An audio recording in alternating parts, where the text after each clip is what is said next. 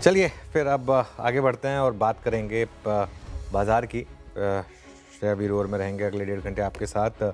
Market के लिए एक बहुत ख़राब दिन। निफ्टी भले ही आपको कह रहा हो कि मार्केट अच्छा है, बैंक निफ्टी भले ही आपको कह रहा हो कि मार्केट अच्छा है, लेकिन जैसा मैं कह रहा हूँ निफ्टी शायद वो सही पिक्चर आपको नहीं दिखा रहा है। निफ्टी रेड में है। बैंक निफ्टी तो आपको अगर आप बैंक निफ्टी देखेंगे तो एक बार लगेगा कि मार्केट बहुत शानदार है एक्सपायरी के चलते, लेकिन देखिए ध्यान रखिए निफ्टी फ्लैट है, लेकिन बाजार का असली दर्द आपको देखने को मिलेगा मिड कैप और स्मॉल कैप मार्केट में। एक बार वो मार्केट देखिए, मिड कैप और स्मॉल कैप यूनिवर्स किस तरीके से यहाँ पर आज पेन आपको देखने को मिली है और एडवांस डिक्लाइन बहुत ख़राब है। इनफैक्ट 1:5 अब तो 1:6 के करीब पहुँचने वाले हैं हम, तो काफ़ी ख़राब मार्केट ब्रेड्थ आपके लिए। ये देखिए सुबह से ये जो गैप है ये बढ़ ही रहा है। केबल और वायर शेयर्स यहाँ पर काफ़ी ज़बरदस्त गिरावट है। हमने सुबह बात भी की थी इस पूरे सेक्टर की, इसने लीड किया मिड कैप की दिक्कतों को। हाँ, कुछ आरबीआई के स्टेप्स की वजह से बैंक निफ्टी ने जरूर आउट परफॉर्म किया है, लेकिन ओवरऑल मूड माहौल ख़राब ही है। Veeru Shah, good afternoon. Good afternoon sir. बिल्कुल मूड माहौल ख़राब ही है और जैसे कि आप बता भी रहे थे कि टिपिकल एक्सपायरी वाला दिन निफ्टी फ्लैट, बैंक निफ्टी में थोड़ी तेज़ी देखने को मिल रही है आरबीआई के बूस्टर के बाद। लेकिन सर सवाल मेरे यहाँ पे दो हैं। पहला, निफ्टी और बैंक निफ्टी को लेकर अब क्या लग रहा है, लेवल्स कौन से इंपॉर्टेंट और टेक्सचर, साथ ही स्मॉल कैप और मिड कैप में जिस तरीके से बिकवाली हावी होती नज़र आ रही है, पेन पॉइंट बढ़ता जा रहा है, रिटेल को क्या करना चाहिए यहाँ पर? बिल्कुल। तो श्रेया, सेकंड क्वेश्चन पे मैं बाद में आता हूँ, पहले निफ्टी और बैंक निफ्टी की स्ट्रैटेजी पे बात कर लेते हैं। देखिए निफ्टी जो है ना वो एक ऑप्शन राइटर्स की रेंज में फंस चुका है, एक बुरी तरीके से आज फंसा हुआ है। और आज सुबह ये हम बात भी कर रहे थे कि ऑप्शन राइटर्स ने बहुत बड़ा रिस्क लिया होगा कि 2 दिन के ग्लोबल क्यूज़ का रिस्क लेकर उन्होंने राइट किया था। इतना तो उनका बनता है कि ये आज का दिन उनके नाम बिलोंग करे, और यही आज ऑप्शंस डेटा भी आपको कह रहा है। इनफैक्ट अगर आप देखें निफ्टी की एक बेसिक रेंज है 22,500 से 22,600, सारे के सारे ऑप्शंस 70 से लेके 95% तक नीचे हैं आज, जो टिपिकल एक्सपायरी डे पर होता है, ऑप्शन राइटर्स डे पर होता है यहाँ पर निफ्टी की जहाँ तक बात है। और एक दो एग्जांपल दे अगर आप देखना चाहें, आप एक बार देखिए 22,550 की कॉल और 22,550 की पुट, दोनों में आज सबसे ज़्यादा वॉल्यूम हुआ। 22,550 की कॉल 9 रुपये पर, 22,550 की पुट 9 रुपये पर, कुल मिलाकर कंबाइंड प्रीमियम 18 रुपये। और लग रहा है कि वो 18 रुपये भी ऑप्शन राइटर शायद पूरा ही इसको ईट अप करना चाहते हैं, और दोनों का प्रीमियम क्रैश हुआ है करीब करीब 90% के करीब। तो वो आपको क्लियरली बता रहा है कि ये एक मूव है। तो या तो आप 22,600 के ऊपर निकल जाएं या आप 22,500 के नीचे फिसल जाएं। ये आज की बात हो रही है कि अगर अगर आज कोई मूव आना है तो कई बार ये होता है कि मार्केट 2:30 बजे तक 245 तक फ्लैट रहता है, उसके बाद मिराकुलसली एक मूव आता है जिसे हम 3 PM मूव भी कहते हैं, वो आता है। वो अगर आएगा तो या तो 22,500 के नीचे आएगा या 22,600 के ऊपर आएगा। बड़ा मूव मुझे लग रहा है कि शायद कल से आए फिर, अगर ये आज नहीं आया बड़ा मूव तो, जो क्योंकि नई सीरीज़ की शुरुआत होगी और कल फिर लेकिन मार्केट का टेक्सचर ख़राब है, इसमें कोई दिक्कत नहीं है कि कोई डाउट नहीं मुझे कि मार्केट का टेक्सचर ख़राब है और एक पोजिशनल ट्रेड शॉर्ट साइड की ही है इस मार्केट में। बैंक निफ्टी की जहाँ तक बात है, बैंक निफ्टी की बेसिक रेंज 48,800 से लेकर 49,000 है। Again going by the options data, आप उस रेंज के एकदम बीचों बीच ट्रेड कर रहे हैं। या तो आप 48,800 के नीचे फिसल जाएं या आप 49,000 को क्रॉस कर दें। देखिए आरबीआई ने जो स्टेप्स लिए उसका एक बड़ा इम्पैक्ट मिला, उसकी वजह से सुबह एक रैली आई और एक लग रहा था सुबह वो रैली बन रही है, लेकिन दिक्कत क्या है, कोई भी रैली टिकेगी नहीं क्योंकि एफआईआई है सेल करने के लिए हायर लेवल पर। तो जहाँ पर ये एक दिक्कत है कि हायर लेवल पर एफआईआई की सेलिंग आ जाती है। मिड और स्मॉल कैप पे मैं क्विकली अपना व्यू देता हूँ, उसके बाद डिटेल में डिस्कस करेंगे। मेरा ये मानना है कि मार्केट साफ साफ कह रहा है आपको, आज भी मार्केट ब्रेड्थ आपको चीख चीख के कह रही है कि मिड कैप और स्मॉल कैप में क्या हो रहा है। यहाँ पे देखिए ये होप में बने रहने से कुछ कुछ होगा नहीं।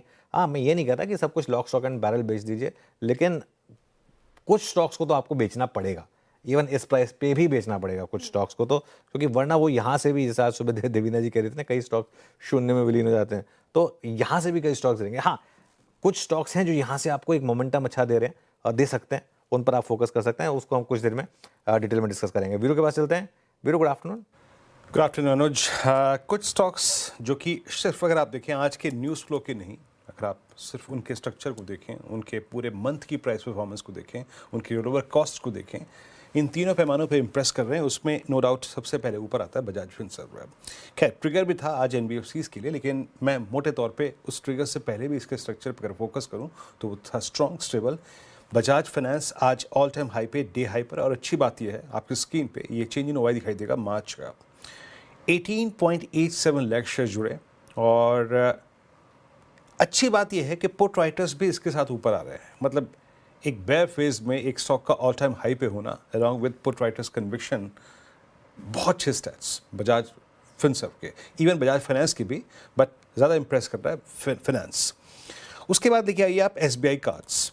एसबीआई कार्ड्स जिसने पूरी इस फरवरी के सीरीज़ में डोमिनेट किया, आपको याद भी होगा अनुज, मतलब इसने इस सीरीज़ की शुरुआत की थी 20 डे एक्सपोनेंशियल एवरेज को काट के लगभग 30 जनवरी को, और तब से लेके अब तक बहुत स्ट्रॉन्ग मूव, एक मल्टी मंथ चैनल को इसने पार किया और 857 पे विद स्ट्रॉन्ग रोलोवर स्टैट्स ये फरवरी की सीरीज से अब मार्च की सीरीज में जाता हुआ 857 स्ट्रॉन्ग रोलोवर्स, पुट राइटर्स का ऊपर आना और एक टिपिकल फ्लैग से स्टॉक का बहुत स्ट्रॉन्ग सरोकार है, तो ये सक्सीड होता हुआ।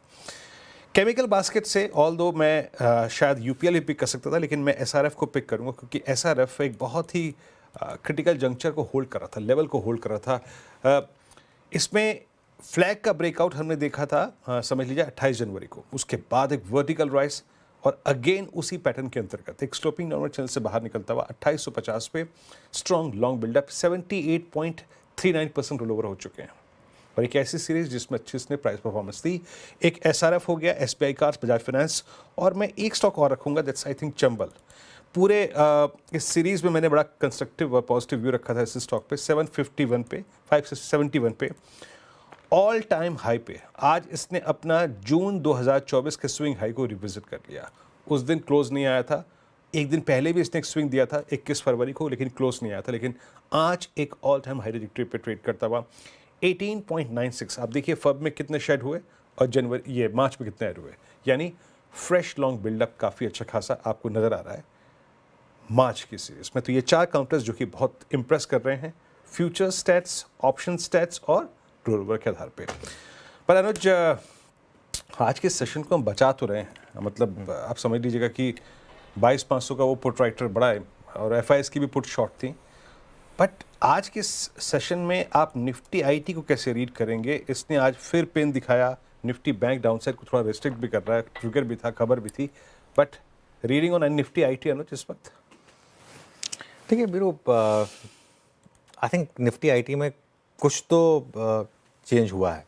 जिस दिन से वो 200 day moving average Nifty IT ने ब्रेक किया था, उस दिन से आई थिंक हमने एक बात की थी कि यहाँ पर कुछ दिक्कतें बढ़ती हुई आपको नज़र आएंगी, और ये जो जिस तरीके का मूव दिखा रहा है निफ्टी आईटी, अब आप अगर मंथली चार्ट पे इसको कन्वर्ट कर लें तो 20 मंथ एक्सपोनेंशियल मूविंग एवरेज आता है करीब करीब 37,400 पर। आई थिंक एक नॉर्मली वैसे तो खैर जो प्रीवियस बॉटम बने हैं निफ्टी आईटी में वो 20 मंथ और 50 मंथ एक्सपोनेंशियल मूविंग एवरेज के बीच में बने। तो जैसे मैं कह रहा हूँ 20 आता है करीब करीब 38,000 पर, 37,800 38,000 पर, और 50 आता है करीब करीब 33,000 पर। अगर आप पास्ट के उससे एक कुछ इन्फ्लुएंस ड्रॉ करेंगे तो वहाँ तक की जगह शायद बनती है। एक और चीज़ आपको ध्यान में रखनी होगी, इस रैली की शुरुआत हुई थी जून 2024 में, जब पूरी की पूरी मार्केट की रैली की जब शुरुआत हुई थी। निफ्टी पर तो हम ऑलमोस्ट उस लेवल पर आ चुके हैं। निफ्टी आईटी पता है उस समय कहाँ पे था? 31,300 पर। 31,300 से निफ्टी आईटी में रैली हुई थी करीब करीब 46,000 तक की। तो 31,300 से 46,000 की रैली, मतलब 15,000 पॉइंट के करीब की रैली हुई थी। बाकी सारी इंडस्ट्रीज ने तो अपनी उस पूरी रैली को काफ़ी गिव अप मार दिया। यहाँ पर अभी भी थोड़ा बहुत बाकी है। तो उस हिसाब से मुझे लग रहा है कि एक लॉजिकल जो मूव है वो लग रहा है कि यहाँ पर शायद आपको 35,800 तक पॉसिबल है निफ्टी आईटी में, जहाँ मुझे लग रहा है कि एक स्क्रीमिंग अपॉर्चुनिटी होगी। बाकी खैर एग्जैक्ट तो टाइम करना वीरू बहुत टफ होता है, नोबडी विल नो, ये हमको बाद में पता चलेगा। चलिए श्रेया के पास चलें, फिर आज के ट्रेंडिंग स्टॉक्स और कार्यक्रम का क्रम जानने के लिए श्रेया बताइए। बिल्कुल सर, ट्रेंडिंग स्टॉक्स लें और कार्यक्रम का क्रम भी समझेंगे, लेकिन सर उससे पहले एक सवाल अल्ट्राटेक पे है मेरा, और इनफैक्ट पूरे केबल स्पेस को लेकर भी है। जिस तरीके से खबर आई अल्ट्राटेक सीमेंट की केबल और वायर सेगमेंट में एंट्री, उसको बाजार ने बहुत पॉजिटिवली लिया नहीं। और सर जब मैं ब्रोकरेज रिपोर्ट भी बता रही थी तो एक तबका ऐसा है ब्रोकरेज का जो इसको पॉजिटिव मान रहा है और इस गिरावट में खरीदारी की राय दे रहा है, और एक ऐसा है तबका जो ये कह रहा है कि अल्ट्राटेक सीमेंट की एंट्री इतनी वाव नहीं है और डमाडोल स्थिति हो सकती है। आपका क्या टेक है केबल्स और वायर स्पेस को भी लेकर, इस खबर को लेकर, अल्ट्राटेक सीमेंट को भी लेकर? बिल्कुल, पहले अल्ट्राटेक की बात करते हैं। देखिए, अल्ट्राटेक की जहाँ तक बात करते हैं, आज सुबह भी मैंने अल्ट्राटेक को रेड में ही लिया था और मैंने एक बात कही भी थी अल्ट्राटेक के बारे में। आपकी खुद की दिक्कतें क्या कम थी जो आप किसी और उसमें आकर वो कर रहे हैं? ये बहुत ज़्यादा आप ओवर डाइवर्सिफाई कर रहे हैं। आपकी खुद की स्पेस में अभी आपको लड़ने की ज़रूरत है। एक बहुत बड़ा अग्रेसिव प्लेयर है जो एक्विजिशन कर रहा है। आपके पास ज़्यादा ही कैश था, बहुत ज़्यादा ही कैश था आपके पास, अगर तो आप इसको कोई और एक्विजिशन में यूज़ करते, कोई और कैपेसिटी सेटअप करने में करते, तो ये मेरे ख्याल से, मेरा ये मानना है कि अल्ट्राटेक में अब कुछ टाइम तक एक कैप लग गया है। अभी इसकी अल्ट्राटेक की और ज़्यादा डी रेटिंग भले ही ना हो, लेकिन अब यहाँ से वापस प्रीवियस हाइस पे जाने में टाइम लगेगा अल्ट्राटेक को। केबल और वायर स्टॉक्स की जहाँ तक बात है, केबल और वायर स्टॉक्स में एक चीज़ ज़रूर कहूँगा, आप चाहे पॉलीकैब का चार्ट लें, चाहे केईआई का चार्ट लें, और वीरो को बात याद भी होगी, हमने 6500 पर पॉलीकैब पर एक स्पेसिफिकली मुझे अरे मेरे प्रोड्यूसर साहब डेट भी याद दिला देंगे कुछ टाइम बाद, मैंने स्पेसिफिकली कहा था कि इसमें से आप प्रॉफिट बुक करके बाहर हो जाएं, क्योंकि इसका चार्ट मुझे कुछ कह रहा था। आई थिंक पॉलीकैब हुआ, केईआई हुआ, आई थिंक आरआर काबिल हुआ कुछ हद तक। आई थिंक ये अब उस स्टेज में पहुंच रहे हैं जहां पर मुझे लग रहा है कि इंडस्ट्री डिसरप्शन होगा, मार्केट को इस चीज़ का रिस्क लग रहा है कि एशियन पेंट्स और बर्जर पेंट्स में जो हुआ, खासतौर से एशियन पेंट्स में, इस वजह से ज़्यादा गिरे। अगर हमारे पास वो एशियन पेंट्स वाला एग्जांपल नहीं होता ना, तो ये स्टॉक्स इतने नहीं गिरते। लेकिन एशियन पेंट्स में और इसमें एक फ़र्क है। फ़र्क क्या है? एशियन पेंट्स बहुत सुपरफिशियली हाई मार्जिन पे काम करता था, तो वो एंट्री पॉइंट ही ऐसा था वहाँ पर। यहाँ पे इन कंपनियों के मार्जिन्स हैं, लेकिन ऐसे कोई स्पेक्टैकुलर नहीं है कि जिसमें अल्ट्राटेक को जाके सेंध मारेगा। प्लस एशियन पेंट्स का मार्केट शेयर बहुत बड़ा था, उस पर डेंट पड़ने का चांस था। यहाँ पे ऑलरेडी ये फ्रेगमेंटेड मार्केट है काफ़ी, और ऑलरेडी ये स्टॉक्स जो है ना, मुझे लग रहा है कि काफ़ी गिर चुके हैं। और मेरा ये मानना है कि जो सीरियस पोर्टफोलियो इन्वेस्टर्स हैं, उन्हें यहाँ पर अब कुछ सेलेक्टिव होकर कुछ पैसा अगले कुछ वीक्स एंड मंथ्स में शायद डिप्लॉय करने की कोशिश करनी चाहिए। तो ये शायद एक आपके लिए एक आगे जाके एक कंड्यूसिव एनवायरनमेंट हो सकता है। खैर, अब ट्रेंडिंग स्टॉक्स की बात करते हैं। श्रेया, बिल्कुल सर, ट्रेंडिंग स्टॉक्स की बात करते हैं। देखिए, अब बैंक निफ्टी में तो तेज़ी, लेकिन निफ्टी फ्लैट ही कारोबार कर रहा है। तो शुरुआत मंदी के ट्रेंडिंग स्टॉक्स के साथ ही होगी। कौन कौन से स्टॉक्स में गिरावट देखने को मिल रही है, फिलहाल वो अभी आपके स्क्रीन पर। अल्ट्राटेक सीमेंट लगातार हम डिस्कस भी कर रहे हैं और इस पर डेंट पड़ता नजर आया, 5% के करीब। टॉप लूजर्स में शामिल ट्रेंड देखिए 2.5% की गिरावट के साथ टॉप लूजर्स में ये भी शामिल है। महिंद्रा एंड महिंद्रा में भी गिरावट हावी होती हुई 2.5%, और हीरो मोटोकॉर्प भी 2.5% के करीब टूटकर कारोबार करता हुआ। कुछ ऐसे काउंटर्स जहां पे, और देखिए यहाँ पे केबल एंड वायर काउंटर्स आपको देखेंगे। केईआई इंडस्ट्रीज 20% से ज़्यादा की गिरावट यहाँ पे देखने को मिल रही है। पॉलीकैब 18% के करीब गिर गया। जीएनएफसी 7% से ज़्यादा, इनफैक्ट 8% का डेंटिस पे पड़ा। वरुण बेवरेजेस भी गिरावट का शिकार हुआ, 6.5% से ज़्यादा। लेकिन कुछ ऐसे काउंटर्स जहाँ पे तेज़ी देखने को मिलेगी, वहाँ पे एनबीएफसीज और बैंक से कुछ ऐसे काउंटर दिखेंगे आपको। श्रीराम फाइनेंस देखिए, खबर के बाद 5% ये चढ़ गया। बजाज फाइनेंस देखिए 2% से, इनफैक्ट 2.5% से ज़्यादा की तेज़ी यहाँ पे। बजाज फिनसर्व भी 2.5% से ज़्यादा तेज़ हुआ। इंडसइंड बैंक में भी आज खरीदारी देखने को मिल रही है 1.5% के करीब। और काउंटर्स आपके स्क्रीन पर आएंगे। देखिए, एयू स्मॉल फाइनेंस बैंक 5.25% के करीब तेज़ होता हुआ। एल&टी फाइनेंस, तो finance, Chola finance, Mahindra and Mahindra financial, तो सारे ही एनबीएफसी स्टॉक देखेंगे जिसमें खरीदारी आज होती हुई दिखी है। चलिए अब कार्यक्रम का क्रम समझते हैं, और फंडामेंटल राय देने के लिए हमारे साथ आज जेएम फाइनेंशियल के आशीष चतुर्मोता जी जुड़े हुए हैं। टेक्निकल कॉल्स लेंगे हम गाबस से मानस जायसवाल, प्रशांत सावंत, सच्चिदानंद उत्तेकर, अमित सेठ और रुचित जैन से। 2:20 पर यतिन बताएंगे केबल और वायर शेयरों में लगा है शॉर्ट सर्किट। साथ ही यतिन 2:30 पर यह भी समझाएंगे हमें कि एनबीएफसीज को मिला आरबीआई का बड़ा बूस्टर। माफ कीजिएगा।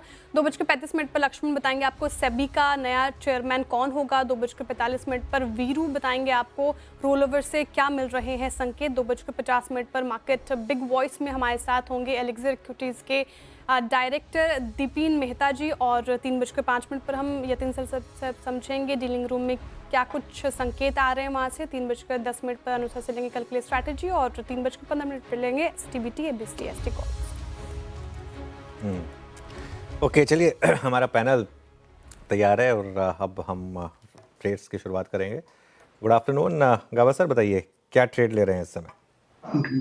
स्टॉक जो है वो मेरे पोर्टफोलियो स्टॉक है, वो है एचडीएफसी बैंक। बेस बना है, बाई मोड पर है और ट्रेड करा 1707, टॉप होगा 1700 का, सिर्फ 7 रुपीज का। नियर टर्म टारगेट हो सकता है कल तक हो 1730, नजर आते हैं, HDFC बैंक। ओके, सुबह से अगर आप देखें निफ्टी बैंक को अगर कोई कंफर्ट है तो उसमें एक बड़ा कारण ये है कि आज HDFC बैंक ने 200 डे एक्सपोनेंशियल मूव से पुल बैक दिया। प्रकाश सर की कॉल है HDFC bank at 1707। Manas, good afternoon, आपका trade. Good afternoon Virendra ji. तो देखिए LIC हाउसिंग फाइनेंस यहाँ पर बिकवाली करने का ट्रेड लेना है। चार्ट पे फ्रेश ब्रेकडाउन है, लोअर टॉप लोअर बॉटम्स का ट्रेंड है। तो LIC हाउसिंग फाइनेंस के मार्च के फ्यूचर में बिकवाली करने की राय रहेगी। स्टॉप लॉसेस आपको 526 रुपए के लगाने हैं LIC हाउसिंग के मार्च के फ्यूचर में, और 495 तक के टारगेट्स पॉसिबल है। अगर चाहे तो 500 वाला मार्च मंथ का पुट ऑप्शन ले सकते हैं। 9 रुपए के आसपास ट्रेड हो रहा है, और 6 रुपए का आपको इस ऑप्शन में स्टॉप लॉस लगाना है और 15 रुपए के टारगेट सेट करना है। ठीक है, LIC हाउसिंग फाइनेंस के मार्च फ्यूचर में बिकवाली कर रहा है फिलहाल ये आते हुए। अमित जी, गुड आफ्टरनून, आपने क्या पिक किया आज के लिए? जी good afternoon Shreya ji, good afternoon Anuj ji, Virendra ji and everybody on the panel. Shreya ji, इस समय मेरा trade on the short side रहेगा। सीमेंस का अगर स्ट्रक्चर देखें तो काफी वीक है।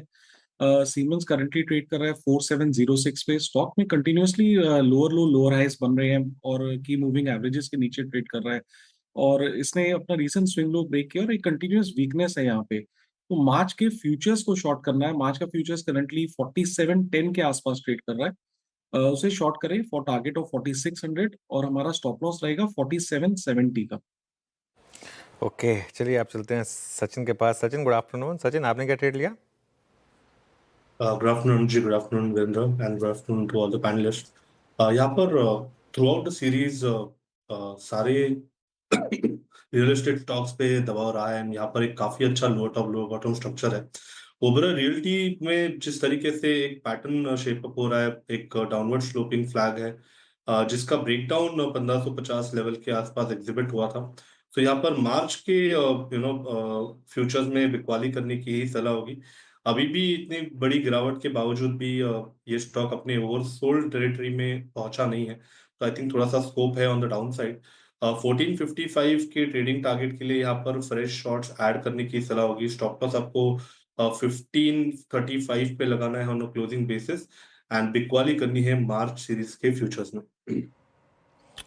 ओके, ओबेरॉय रियल्टी यहाँ पे आपका एक सेल ट्रेड है, और सुबह भी इस स्टॉक पे डिस्कशन हुआ था आपकी स्क्रीन पे। रियल एस्टेट पूरा कोलैप्स हुआ है, चाहे वो DLF हो, चाहे वो प्रेस्टीज स्टेट्स हो, ओबेरॉय रियल्टी सब में काफ़ी पेन है आज। अब चलते हैं रुचित के पास आखिरी टेक्निकल कॉल के लिए। रुचित, गुड आफ्टरनून, क्या पिक कर रहे हैं आप? जी very good afternoon. Well, short side का ही ट्रेड है और पॉलिसी बाजार में शॉर्ट पोजीशंस बनाने की सलाह है। सो आइडियली ये स्टॉक में हम देख रहे हैं कि रिसेंटली अपने 200 दिन के मूविंग एवरेज सपोर्ट्स का ब्रेकडाउन आया था, और उसके बाद जो भी छोटे मोटे पुलबैक मूव्स रहे, पुलबैक मूव से अभी अपने 20 दिन के मूविंग एवरेज भी सरपास नहीं कर पा रहा है। सो आई थिंक हमें लग रहा है ये लो टॉप लो बॉटम स्ट्रक्चर कंटिन्यू रहेगा। तो करंट लेवल्स पे मार्च फ्यूचर्स पॉलिसी बाजार के शॉर्ट करने की सलाह है। 1520 के ऊपर स्टॉप लॉस रख के 1440 के टारगेट्स के लिए। 1520 का स्टॉप लॉस लगा के पॉलिसी बाजार में बिकवाली कर रहा है फिलहाल आते हुए। Ashish ji, very good afternoon. जिस तरीके से मूड माहौल दिख रहा है बाजार का, निफ्टी फ्लैट, बैंक निफ्टी में थोड़ी रैली, और स्मॉल कैप और मिड कैप से तो हो ही नहीं पा रहा। ऐसे मूड माहौल में कोई ऐसे स्टॉक्स जहां पे आप बेट लगा रहे हैं?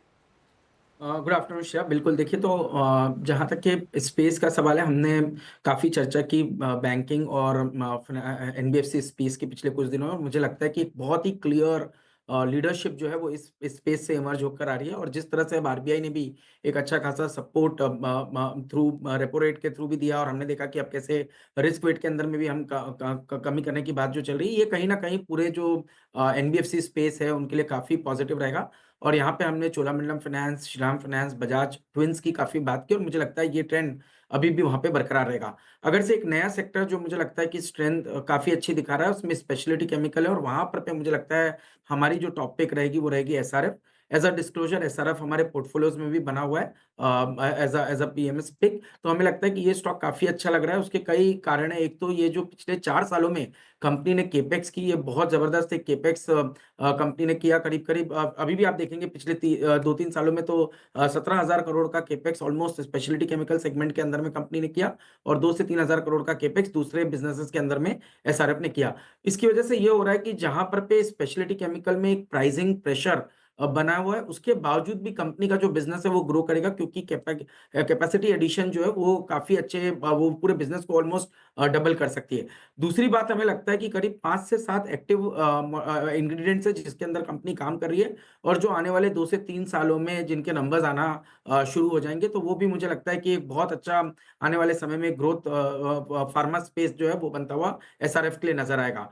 तीसरी बात हमें लगता है कि अभी भी जो 80% जो इंक्रीमेंटल एलोकेशन हो रहा है वो पॉलीमर्स बिज़नेस के अंदर में हो रहा है, वहाँ पे एक अच्छी खासी ग्रोथ हमें देखने को नज़र आ रही है और रेफ्रिजरेंट गैसेस के बारे में हमने पहले भी बात की, काफ़ी फर्म प्राइसेज़ इस समय पे रेफ्रिजरेंट गैसेस के बने हुए हैं, जहाँ पे कंपनी R32 करके जो गैस है उसके ऊपर भी काफ़ी काम कर रही है और वो सारी जो कैपेसिटी है वो तो एक्सपोर्ट ही हो रही है। तो हमें लगता है कि इस वजह से ये स्टॉक काफ़ी स्टेबल रहेगा और टेक्निकली भी ये देखने को नज़र आ रहा है स्टॉक के अंदर में एक हायर टॉप, हायर बॉटम का स्ट्रक्चर बन रहा है। 2700 पे स्टॉक ने एक बहुत बढ़िया मीडियम टर्म सपोर्ट बनाया है और मेरे हिसाब से ये सपोर्ट लेवल अगर से स्टॉक होल्ड करता है, तो मैं समझता हूँ 3400 रुपए तक की अपसाइड पोजिशनली आपको एसआरएफ के स्टॉक में देखने को नज़र आ सकती है। As a disclosure SRF, Cholamandalam finance, Shriram, Bajaj twins जिन स्टॉक्स की हमने चर्चा की, ये हमारे पोर्टफोलियोज़ एपेक्स पीएमएस में बने हुए हैं।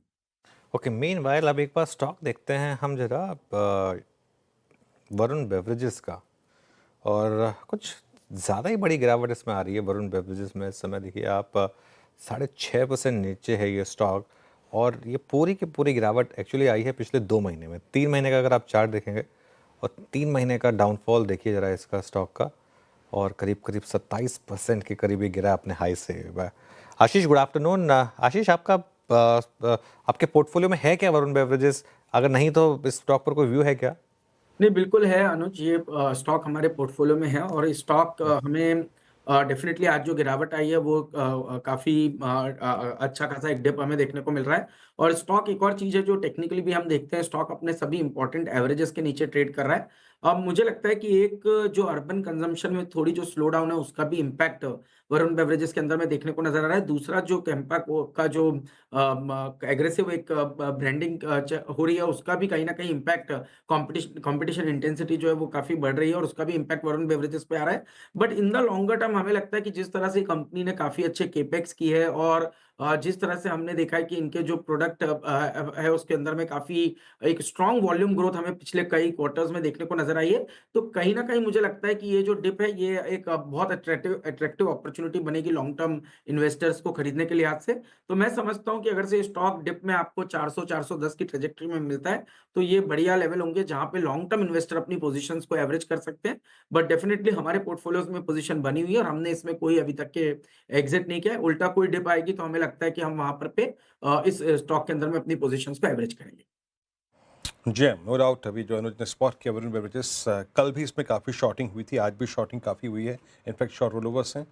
और जहाँ तक आशीष ने जो लेवल रिकमेंड किया है, जहाँ तक कि वो डिप्स को कंसिडर करेंगे टू बाय, इट्स 410 मोर और लेस, मतलब 400 395 इसका 200 वीक एक्सपोनेंशियल मूविंग एवरेज है। मतलब इसने अपने करियर में, मैं इनफैक्ट बताऊँ अभी कि इवन ड्यूरिंग कोविड ऐसा फॉल, हालांकि कोविड के टाइम उसके प्राइस और वैल्यूएशंस कुछ और ही थे, उस वक्त ये हार्डली ट्रेड करता था मेरे ख्याल से 50-60 रुपए के आसपास वरुण बेवरेजेस। 2020 के बता रहा हूँ मैं आपको। खैर, अब एक काम करते हैं, इससे बाहर निकलते हैं, लेके आइए कुछ स्ट्रक्चर्स जो कि फ्रेश शॉर्टिंग विटनेस कर रहे हैं, फ्रेश कोलैप्स है। सचिन, एक बार जरा देखिएगा इप्का को जरा प्लीज। डायरेक्टर साहब, मैं जो भी स्टॉक्स का जिक्र करूँ उसके रोलोवर जरूर रखिएगा और फेब मार्च के ओआई को रखिएगा स्क्रीन पे। जरा फेब मार्च के ओआई को पढ़िए, स्टॉक है डे लो और एक टिपिकल इन्वर्टेड फ्लैग का ब्रेकडाउन, और यहाँ पर सचिन एक 150 का नेगेटिव क्रॉसओवर भी है।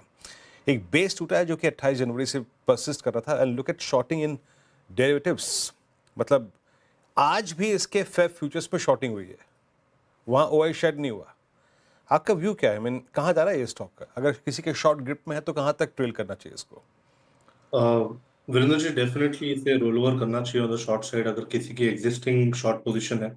एक फ्रेश ब्रेकडाउन हुआ है 1400 का बेस इसने बनाने का प्रयास किया था, वो बेस काफी इंटेंस प्राइस एक्शन के साथ तोड़ा है पिछले 2 दिनों में। सो क्लियरली ये एक पेनेंट काइंड ऑफ फॉर्मेशन है जिसके प्रोबेबल टारगेट्स लगभग अराउंड पैटर्न के लिहाज से 1220 तक आते हैं। मुझे लग रहा है इमीडिएट बेसिस पे 1320 के फ्रेश टारगेट के लिए भी यहाँ पर फ्रेश शॉर्ट्स ऐड किए जा सकते हैं। स्टॉप लॉस थोड़ा सा आपका लंबा बढ़ेगा, अगर पुल बैक आ जाता है तो आई थिंक 1370 तक आप इक्वाली कर सकते हो। स्टॉप लॉस आपको 1395 पे लगाना पड़ेगा on closing basis. And positions को मुझे लग रहा है रिव्यू करना चाहिए, जैसे ही 1320 1310 का रेंज आ जाता है, हो सकता है ये पूरा जो पैटर्न टारगेट है वो भी कंप्लीट हो जाए on the lower side around 1220 तक। ये एफएनओ में लास्ट दिन है इपका का, तो ये भी एक फैक्टर हो सकता है। जो जिस तरीके का आप ओपन इंटरेस्ट चेंजेस वगैरह देख रहे हैं, काफ़ी स्टॉक्स हैं जो एफएनओ से आज बाहर जा रहे हैं, ध्यान रखिएगा। डॉक्टर लाल भी है, मेट्रोपोलिस भी है, कैनफिन होम्स भी है मेरे ख्याल से, और काफ़ी ऐसे स्टॉक्स हैं, एबर्ट, अतुल। हाँ वीरू, मैं कह रहा था डायग्नोस्टिक तो पूरा डेरिवेटिव से बाहर हो गया। हाँ डायग्नोस्टिक पूरा बाहर हो गया, सब कुछ बाहर कर दिया। और ये मतलब जो पोस्ट कोविड इंटरेस्ट था वो पूरा का पूरा वैसे ही खत्म हो गया था इस सेक्टर में। तो लेकिन काफ़ी अच्छे स्टॉक्स भी बाहर हो रहे हैं वीरू, जैसे अब नवीन फ्लोरिन है। मुझे लग रहा है कि जस्ट मैं नवीन फ्लोरिन एक इतना शानदार कमबैक कर रहा है। पीवीआर आइनॉक्स हमारा फेवरेट पंचिंग बैग हुआ करता था, आपको याद होगा। कितनी बार हम 1700-1800 से पीवीआर के बारे में कह रहे हैं कि यहाँ कुछ तो गड़बड़ है, कुछ तो गड़बड़ है यहाँ पर। और एक ये I think even bull market में भी एक ऐसा स्टॉक रहा है कि ये एक परपेचुअल शॉर्ट रहा है। इस स्टॉक में अगर आपने शॉर्ट करके बस कैरी किया है, आप देखिए 6 महीने का चार्ट, 12 महीने का चार्ट, 2 साल का चार्ट, आप कोई भी चार्ट देखिए, इसमें यहाँ पर एक पैसा जो है वो शॉर्ट करके बना है बेसिकली। तो ऐसे कुछ स्टॉक्स भी बाहर जा रहे हैं। यू भी बाहर जा रहा है, वो थोड़ा सा मुझे मतलब हैरानी वाला लग रहा है, क्योंकि यूनाइटेड ब्रूअरीज में तो ट्रेडिंग इंटरेस्ट भी काफ़ी ज़बरदस्त होता है। तो उसका मतलब बाहर जाने का मेरे को थोड़ा सेंस कम लग रही थी। लेकिन जो है वो है, अब जो एक्सचेंजेस ने डिसाइड किया, जो रेगुलेटर्स ने डिसाइड किया है। लेकिन खैर कुछ नए स्टॉक्स भी आ रहे हैं। खैर एनीवे, मार्केट वापस एक बार निफ्टी ग्रीन में आने की कोशिश करता हुआ निफ्टी ग्रीन में आया, 22,550 पर है। तो देखिए ये बस यही लेवल है जिस पर मार्केट थोड़ा कंसोलिडेट करने की कोशिश कर रहा है। थोड़ा आगे बढ़ते हैं। केबल और वायर कारोबार में अल्ट्राटेक की एंट्री से पूरे स्पेस में खलबली मच गई है। केबल एंड वायर स्पेस में बड़ी गिरावट है। पॉलीकैब, केईआई, हेवेल्स, इनका अच्छा खासा मार्केट कैप साफ हुआ है। एक बार यतिन के पास वापस चलते हैं, इस पूरी खबर को दोबारा समझते हैं। यतिन बताइए। बिरला ग्रुप की फ्लैगशिप कंपनी अल्ट्राटेक सीमेंट की केबल और वायर बिजनेस में एंट्री के बाद एक भूचाल मचा हुआ है। शॉर्ट सर्किट लगी हुई है। ज्यादातर शेयर सेक्टर के 5 से 15-20% तक गिरे हुए हैं। और अगर हम हेवेल्स और पॉलीकैब ये दोनों कंपनियां देखें तो 20,000 करोड़ का जॉइंट मार्केट कैपिटलाइजेशन लॉस देखा है। सेक्टर की दूसरी बड़ी कंपनियां भी ऐड कर लें तो कुल मिला के जो मार्केट कैपिटलाइजेशन लॉस है वो लगभग 28 से 30,000 करोड़ है। अल्ट्राटेक सीमेंट के शेयर्स में भी लगभग 15,000 करोड़ के मार्केट कैप का आपने नुकसान देखा है, क्योंकि अनरिलेटेड बिजनेस लोग देखते हैं इस तरीके से। लेकिन वैल्यूएशन के लिहाज से चीजें महंगी है, जिसके कारण करेक्शन आज हुआ है। अगर हम हेवेल्स की बात करें तो 63 टाइम्स, अगर हम केईआई की बात करें तो पी रेशो 48 का है, और अगर हम पॉलीकैब और आरआर केबल की भी बात कर ले तो 40 के पी मल्टीपल पे सारे के सारे शेयर्स आपको करेक्शन के बाद दिखाई पड़ रहे हैं, जो ओवरऑल तरीके से महंगा है। और एक बड़ा प्लेयर जैसे कि अल्ट्राटेक सीमेंट अगर सेक्टर में आता है तो ऑब्वियसली एक बड़ा भूचाल सा मचा हुआ है। क्योंकि अगर हम ग्रॉस ब्लॉक की बात करें और जो नेटवर्थ की बात करें तो अल्ट्राटेक सीमेंट का नेटवर्थ 80,000 करोड़ से ज्यादा है, ग्रॉस ब्लॉक 80,000 करोड़ से ज्यादा है। और अगर हम हेवेल्स, पॉलीकैब जैसी कंपनियों की बात करें तो लगभग 4 से 6,000 करोड़ रुपए के आसपास का ग्रॉस ब्लॉक है। और केईआई, आरआर केबल और फिनोलेक्स केबल की बात करें तो 1,000-1,200 करोड़ के आसपास का ही ग्रॉस ब्लॉक है। इसका मतलब ये है कि अल्ट्राटेक सीमेंट जो 1,800 करोड़ अगले 2 साल में निवेश करने वाली है, स्केल अप बहुत जल्दी हो सकता है और इसके कारण कंपटीशन बढ़ सकता है। अगर हम केपेक्स की बात करें तो पॉलीकैब ने भी लगभग 6,000 करोड़ का केपेक्स अनाउंस किया। अगले 5 सालों में वो अपनी इलेक्ट्रिकल बिजनेस का विस्तार करेंगे। हेवेल्स की बात करें तो अगले 2 सालों में वायर एंड केबल बिजनेस पे 1,000 करोड़ का केपेक्स होगा। और दूसरी कंपनियों की बात करें तो औसतन हर साल 500,000 करोड़ रुपए के आसपास का केपेक्स रहने वाला है। क्यों रहने वाला है? क्योंकि इंडस्ट्री में आप जबरदस्त ग्रोथ देख रहे हैं। अगर हम पूरा का पूरा केबल एंड वायर इंडस्ट्री देखें तो 1.25 लाख करोड़ का साइज दिखाई पड़ रहा है, जो 12 से 14% की CAGR से बढ़ने वाला है। और अगर हम स्पेसिफिकली इसमें पावर सेगमेंट की बात करें तो उसका 50% हिस्सा आपको यहां आता हुआ नजर पड़ता है, जिसके अंदर केबल एंड वायर बिजनेस का ही कंट्रीब्यूशन लगभग 39% के आसपास है। तो मार्केट बहुत बड़ी है और अल्ट्राटेक सीमेंट जैसा बड़ा प्लेयर आने के बाद पूरे के पूरे सेक्टर में आज शॉर्ट सर्किट आप देख रहे हैं। बिल्कुल। और जैसे बहुत लोग भी कह रहे हैं कि आज शायद थोड़ा ओवर रिएक्शन है, लेकिन खैर ये मार्केट है, जो इवेंचुअली मार्केट कहेगा वो मानना होगा सबको। अल्ट्राटेक की इस एंट्री से शॉर्ट टर्म में दिक्कतें नहीं आएंगी, ये कहना है आरआर काबिल के CFO राजेश जैन का। CNBC आवाज़ से खास बातचीत में उन्होंने ये बात कही। आइए सुनते हैं एक छोटी सी बाइट। देखिए कि ये इंडस्ट्री बहुत बड़ी है, मतलब करीब 85,000 से 90,000 पर करोड़ की अभी इंडस्ट्री साइज है और ये हर साल करीब 15% से ग्रो हो रही है। और अगर अल्ट्राटेक जैसे प्लेयर आते हैं तो ऐसा नहीं है कि पूरा मार्केट डिस्टर्ब हो जाता है। ठीक है, कंपटीशन बढ़ता है, बट अगर अच्छे प्लेयर आते हैं तो जो बड़े क्वालिटी कॉन्शियस प्लेयर है उनके लिए तो ये अच्छी बात है। तो हम अगर देखें कि पहले तो इस प्लांट को आने में कम से कम 2 से 3 साल लगते हैं, आज इस साइज का अगर कोई प्लांट लगाते हैं। प्लस फिर ये डिस्ट्रीब्यूटर ड्रिवन पूरा मार्केट है, जहाँ पे डिस्ट्रीब्यूटर, फिर रिटेलर और इलेक्ट्रिशियन, तो वहां तक कनेक्ट करना तो थोड़ा टाइम भी लगता है। तो अगर ये 4 से 5 साल बाद देखें तो हो सकता है 5 साल बाद थोड़ा एक कुछ साइज उनका मार्केट शेयर हो सकता है। तो इसलिए अभी ऐसा कोई बहुत बड़ा डिस्टरबेंस हमें नहीं लगता है। जी। अनुज सर, मेरी बात हो रही थी इनफैक्ट इनसे मैनेजमेंट से, और ये जो इन्होंने कहा कि इनको भी फ़िलहाल दिक्कत लग नहीं रही जिस तरीके से अल्ट्राटेक सीमेंट की एंट्री हुई है केबल एंड वायर में, तो कंपटीशन का हीट फ़िलहाल उनको दिख नहीं रहा है। और उनका कहना है कि वो बड़े प्लेयर पहले से ही रहे हैं इस मार्केट में, और अल्ट्राटेक सीमेंट को भी 4 से 5 साल लगेंगे इस पूरे सेक्टर में एक बेहतर जगह पे प्लेस होने के लिए। लेकिन आशीष जी, आप कैसे देख रहे हैं इस खबर को? इसके बाद आपको क्या लगा जिस तरीके से बिकवाली हावी होती हुई नजर आई केबल एंड वायर स्टॉक्स में? जैसे कि यतिन भी बता रहे थे कि कंपटीशन का डर वहाँ पे दिख रहा है, लेकिन आर काबिल के मैनेजमेंट का ये मानना है नहीं। इन्वेस्टर कैसे देख रहे हैं इस खबर को? वहाँ पे सेंटिमेंट खराब हुए हैं क्या? नहीं, देखिए, इसको मैं थोड़ा सेंटिमेंट ड्रिवन ज़्यादा कहूँगा रेदर देन नंबर ड्रिवन, क्योंकि इसमें एक चीज़ जो हुई है कि पहले हमने देखा जब अल्ट्राटेक ने या ग्रासिम ने बात करी कि वो पेंट बिजनेस में एंट्री कर रहा है, तो उसके बाद हमने देखा किस तरह से एक बड़ा under performance Asian paint, Berger, Kansai Nerolac जैसे स्टॉक्स के अंदर में देखने को मिला। और ये कहीं ना कहीं बाजार जो है वो उसी चीज़ को अभी यहाँ पे रिएक्ट करने की कोशिश कर रहा है। अब इंपॉर्टेंट बात ये कि ये जो सेगमेंट है ये काफ़ी फ्रेगमेंटेड है, इसके अंदर अनऑर्गेनाइज प्लेयर आज भी काफ़ी बड़ा रोल प्ले कर रहा है। दूसरी बात, अगर से सेक्टर की आप मार्जिन देखेंगे तो 10 से 11% की एबिटा मार्जिन ये पूरा स्पेस बनाता है। तो पहली बात, यहाँ पर पे कॉम्पिटिटिव इंटेंसिटी या रॉ मटेरियल का जो रोल है वो काफ़ी बड़ा हो जाता है, और बहुत ज़्यादा ऑपरेटिंग मार्जिन ये इस तरह के सेगमेंट में है नहीं।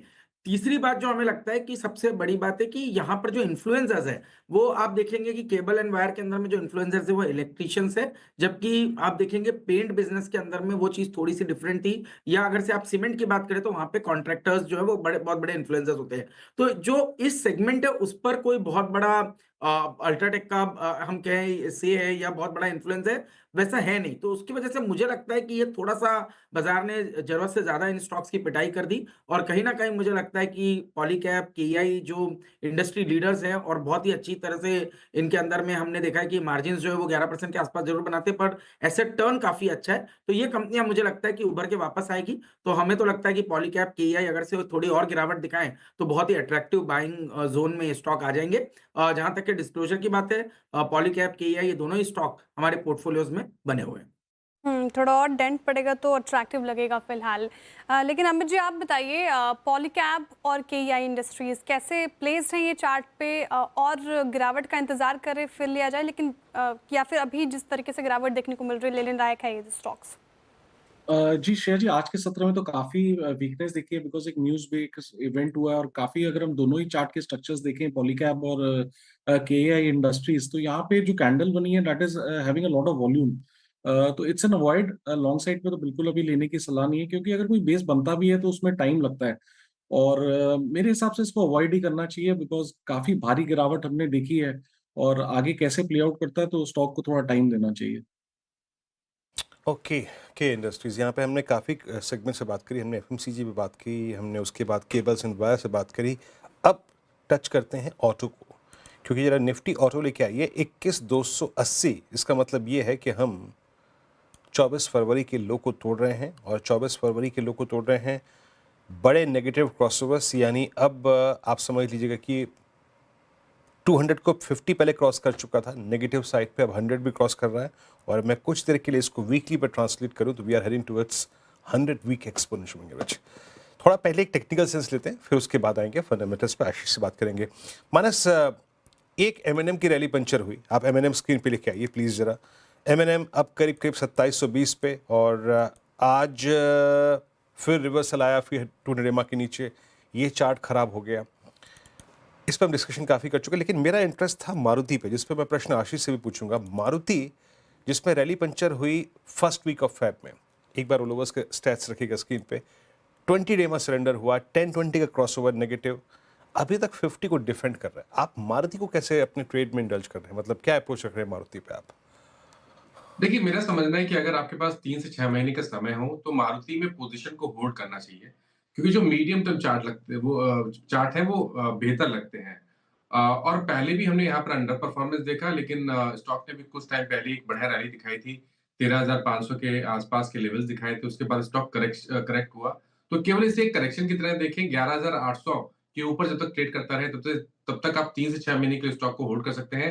अगर 12,600 का लेवल इस बार ब्रीच हुआ, तो फिर आपको 13,400 और 13,500 के लेवल्स बहुत ही जल्द देखने को मिल जाएंगे।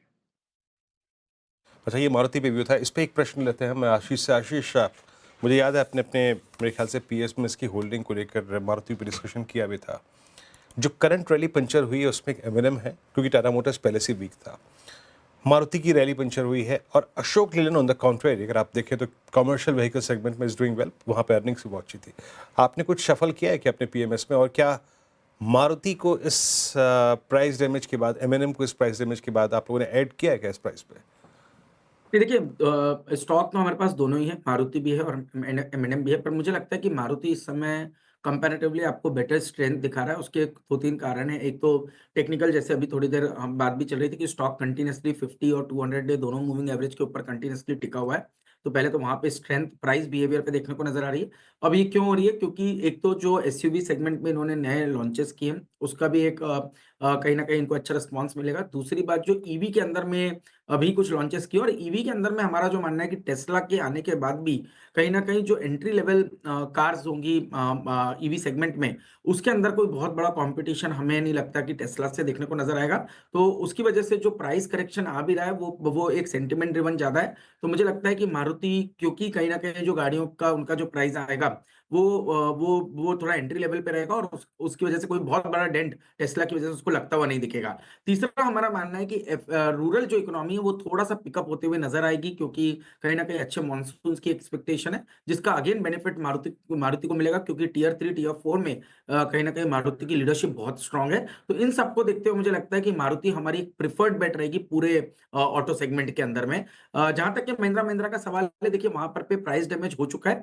थोड़ा हमें कन्फर्मेशन का वेट करना है, बट इस समय पे मेरे हिसाब से एक ऐसी सिचुएशन है जहाँ पर पे प्राइस ऑलरेडी कुछ चीज़ों को प्राइस इन कर रहा है। 11 टाइम पे ईवी एबिटा पे स्टॉक आपको ट्रेड कर रहा है। अगर से मैं सब्सिडीज के वैल्यूएशन को हटा दूं, तो वैल्यूएशन पर्सपेक्टिव पे एम&एम बहुत ही वेल प्लेस्ड है। अब देखना है कि ये कंफर्मेशन क्या प्राइस बिहेवियर पर आता हुआ नजर आ रहा है या नहीं। फिलहाल ये रणनीति महिंद्रा एंड मारुति पे।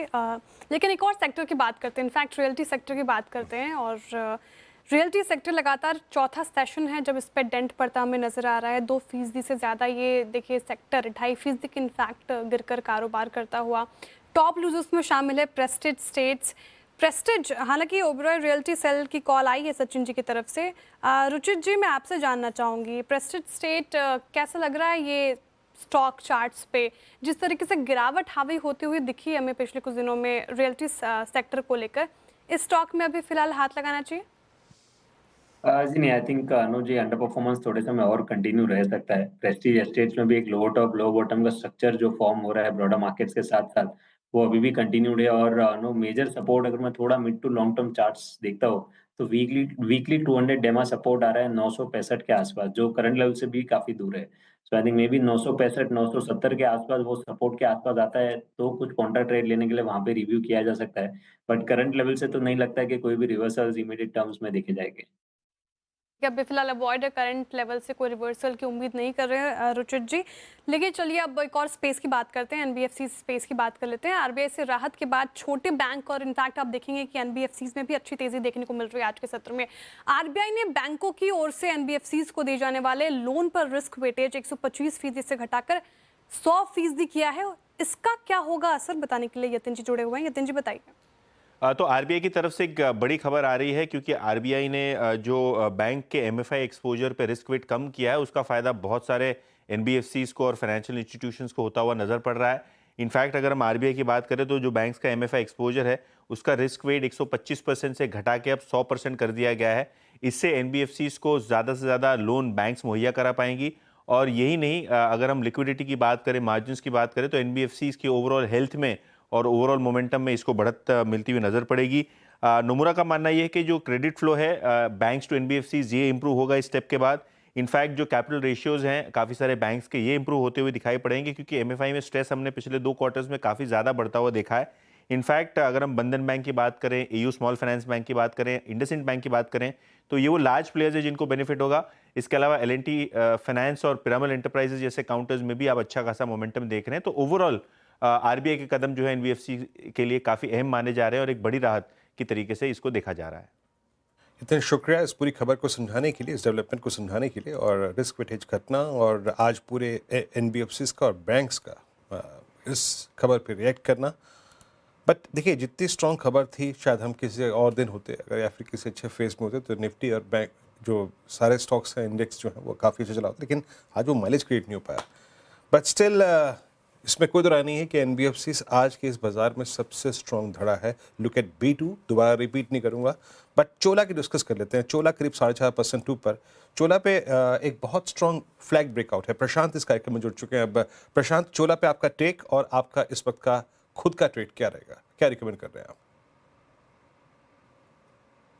डेफिनेटली एक रेंज ब्रेकआउट नजर आ रहा है और जो आज का लो बना हुआ है करीबन 1400 के इर्द गिर्द, मुझे लग रहा है ये बहुत अहम होगा। थोड़ा सा डिप मिले करीबन 1425-22 के आसपास तो एक अच्छा जोन होगा। स्टॉप लॉस आपका 1400 का एडवांटेज लेके 1390-95 के जोन में रखिए और वीक मार्केट में स्टॉक स्ट्रेंथ दिखा रहा है तो डेफिनेटली इसमें एक अटेम्प्ट लेना चाहिए। यहाँ से ये कम 1480-90 तक जा सकता है। जहां तक आज के स्टॉक की बात है, मुझे लग रहा है कि पिडलाइट में एक अपॉर्चुनिटी नजर आ रही है। जो 2700 का अहम लेवल था वो ब्रेक हो चुका है तो यहाँ बिकवाली की सलाह होगी और करीबन 2665-70 के आसपास स्पॉट ट्रेड कर रहा है। मैं स्टॉप लॉस रखूंगा 2705, 2705। यहाँ से टारगेट मेरा होगा 2580, 2580-2585 का। चलिए तो ये हो गया पिडलाइट पे sell call. Coming back to that NBFCs issues, चलिए मैं फाइनेंशियल्स पे रहता हूँ, एनबीएफसीज पे रहता हूँ और अच्छा थोड़ा सा उससे बाहर निकलता हूँ। इनफैक्ट मैं आता हूँ एसबीआई कार्ड्स पे और जो मेरा 2 बजे के स्टॉक्स थे जिनको मैंने आई थिंक इंक्लूड किया था डिस्कशन में, उसमें ये भी शामिल था। एसबीआई कार्ड्स 856 पे लास्ट वीक की अगर आप देखें, मतलब मंडे ट्यूसडे में जो डिस्कशन इसको लेकर हुआ उसके बावजूद प्राइस पैटर्न बहुत स्ट्रॉन्ग और स्क्रीन पे सचिन ये टिपिकल जिगजैग में और फ्लैग्स को मेंटेन करता हुआ चलता हुआ। आपको लग रहा है सचिन अगर ये इस बार 860 का जोन काट गया और जिस प्रकार से इस हफ्ते इसकी टेस्ट ऑफ स्ट्रेंथ हुआ है, ये प्रिपेयर करेगा अपने आप को 930 के जोन के लिए जो कि जून के हाइज भी हैं? वीरेंद्र जी थोड़ा सा डिफिकल्ट होगा अभी प्रेडिक्ट करना, बट मुझे लग रहा है 880 से लेके 900 तक काफी सीवियर रेजिस्टेंस है। अगर हम थोड़ा सा हिस्टोरिकल डेटा देखें तो इमीडिएट बेसिस पे अगर किसी की एग्जिस्टिंग लॉन्ग पोजीशन है तो मुझे लग रहा है वो रिटेन की जा सकती है एक ट्रेलिंग स्टॉप लॉस के नजरिए से। बट फ्रेश इन्वेस्टमेंट्स मुझे लग रहा है 900 के ब्रेकआउट के बाद ही कंसीडर करने चाहिए इस पर्टिकुलर काउंटर में। ऑलरेडी एक अच्छी रैली इसमें फेज आउट हो चुकी है एंड अगर हम ओवरऑल इसकी डेवलपमेंट्स देखें तो एक पुलबैक रेजिस्टेंस है लगभग अराउंड 880 के आसपास का, सो उसी लेवल के नजदीक पहुंच रहा है। तो यहाँ पर फ्रेश लॉन्ग पोजीशन ऐड करने की तो सलाह फिलहाल नहीं होगी। ट्रेलिंग स्टॉप लॉस जरूर लगाए अगर एग्जिस्टिंग लॉन्ग पोजीशंस है 840 के नीचे। फ्रेश खरीदारी की राय नहीं है अभी फिलहाल एसबीआई कार्ड पर, ये स्ट्रैटेजी आप अपना एसबीआई कार्ड पर। चलिए अब आरबीआई के एक्शंस की बात करते हैं। देखिए बाजार की नज़र आरबीआई पर है। कल बैंकिंग सिस्टम में आरबीआई ने 86,000 करोड़ के करोड़ डालने जा रहा है इनफैक्ट, और ये अब तक का सबसे बड़ा लिक्विडिटी इन्फ्यूजन है। दरअसल जब से नए गवर्नर संजय मल्होत्रा ने कार्यभार संभाला है तब से बैंकिंग सिस्टम में नकदी डालने के लिए आरबीआई एक्शन मोड में है। और ज़्यादा डिटेल के लिए हमारे साथ मिताली जुड़ी हुई है। बताइए मिताली, क्या है डिटेल्स? जैसा कि आपने कहा कि आरबीआई एक फुल एक्शन मोड पे नज़र आ रहा है। आरबीआई के जो गवर्नर है संजय मल्होत्रा, उन्होंने लिक्विडिटी को इनिशिएट करने के लिए, मार्केट में इंजेक्ट करने के लिए काफ़ी इनिशिएटिव्स यहाँ पे लिए हैं और बैंकिंग सिस्टम में कैश फ्लो बढ़ाने के लिए लगातार ये इनिशिएटिव्स लिए जा रहे हैं उनके अपॉइंटमेंट से।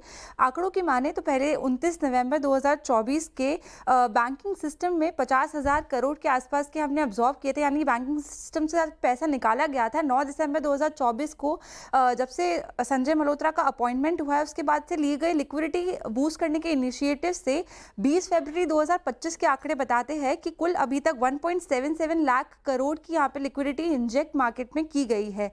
कल यानी 28 फरवरी को आरबीआई अब तक का सबसे बड़ा फॉरेक्स स्वैप यहाँ पे करता हुआ नजर आएगा। आपको बता दें कि 31 जनवरी को भी आरबीआई ने एक $5 बिलियन का बड़ा स्वैप किया था। कल का जो स्वैप है उससे 86,000 करोड़ की यहाँ पे मार्केट में लिक्विडिटी इंजेक्ट होने की उम्मीद है। ये जो स्वैप है ये 3 साल तक वैलिड रहेगा और 3 साल के टेन्योर का जो डॉलर INR का स्वैप है वो सिस्टम में लिक्विडिटी बढ़ाने के लिए यहाँ पे किया गया है। संजय मल्होत्रा के नेतृत्व में और भी बड़े बड़े इनिशिएटिव्स लिए गए हैं। अभी तक कुल 1 लाख करोड़ के यहाँ पे सरकारी बॉन्ड खरीदे गए हैं ओपन मार्केट ऑपरेशंस के थ्रू, और रेपो रेट में भी हमें 25 बेसिस पॉइंट की यहाँ पे जो कटौती देखने को मिली है वो भी इकोनॉमिक ग्रोथ के लिए काफ़ी अच्छी थी। लिक्विडिटी कवरेज रेशियोज की बात करें तो वो 1 साल तक यहाँ पे टालता हुआ ऐलान किया गया है, और एक्सपेक्टेड क्रेडिट लॉस यहाँ पे जो अंडर कंस्ट्रक्शन प्रोजेक्ट कंपनीज है उनकी प्रोविजनिंग के लिए एक्सपेक्टेड क्रेडिट लॉसेस को के जो प्रोविजंस है उनको भी 1 साल तक यहाँ पे टालने का ऐलान आरबीआई ने किया है। और आरबीआई ने कोटक बैंक का जो क्रेडिट कार्ड पर लगी सारी पाबंदियाँ थी उन्हें भी हटा दिया गया। तो सारे इनिशिएटिव्स बैंकिंग और इकोनॉमिक सिस्टम को बूस्ट देने के लिए की गए हैं और काफ़ी ज़्यादा लिक्विडिटी इंजेक्ट करती हुई हमें सिस्टम में देखने को मिल रही है। चलिए, बहुत बहुत शुक्रिया मिताली। तो ये कुछ खबरें ये कुछ एक्शन जो नए आरबीआई गवर्नर के अंडर लिए गए हैं। आशीष चतुर्वेदी, एक बात करते हैं कुछ एनबीएफसीज की। आपकी प्रेफर्ड लिस्ट में सबसे ऊपर क्या होंगे? बिल्कुल। तो अनुज, जैसे हमने पहले भी इसकी चर्चा की थी कि हमें एनबीएफसी स्पेस बहुत ही प्रॉमिसिंग लग रहा है। और सबसे पहले अगर से कंज्यूमर फाइनेंसिंग की हम बात करें तो बजाज ट्विंस हमने हमारे पोर्टफोलियो में उसको एक अच्छी जगह दी है। दोनों ही स्टॉक बजाज फाइनेंस, फिनसे और दोनों हमारे पास है। और थोड़ा सा हम जब देखते हैं कि वैल्यूएशन की कंफर्ट के हिसाब से देखें तो चोलामंडलम और श्रीराम फाइनेंस ये स्टॉक हमें बहुत पसंद है, क्योंकि एक इनकी जो क्वालिटी ऑफ बुक्स है वो काफी स्ट्रांग है।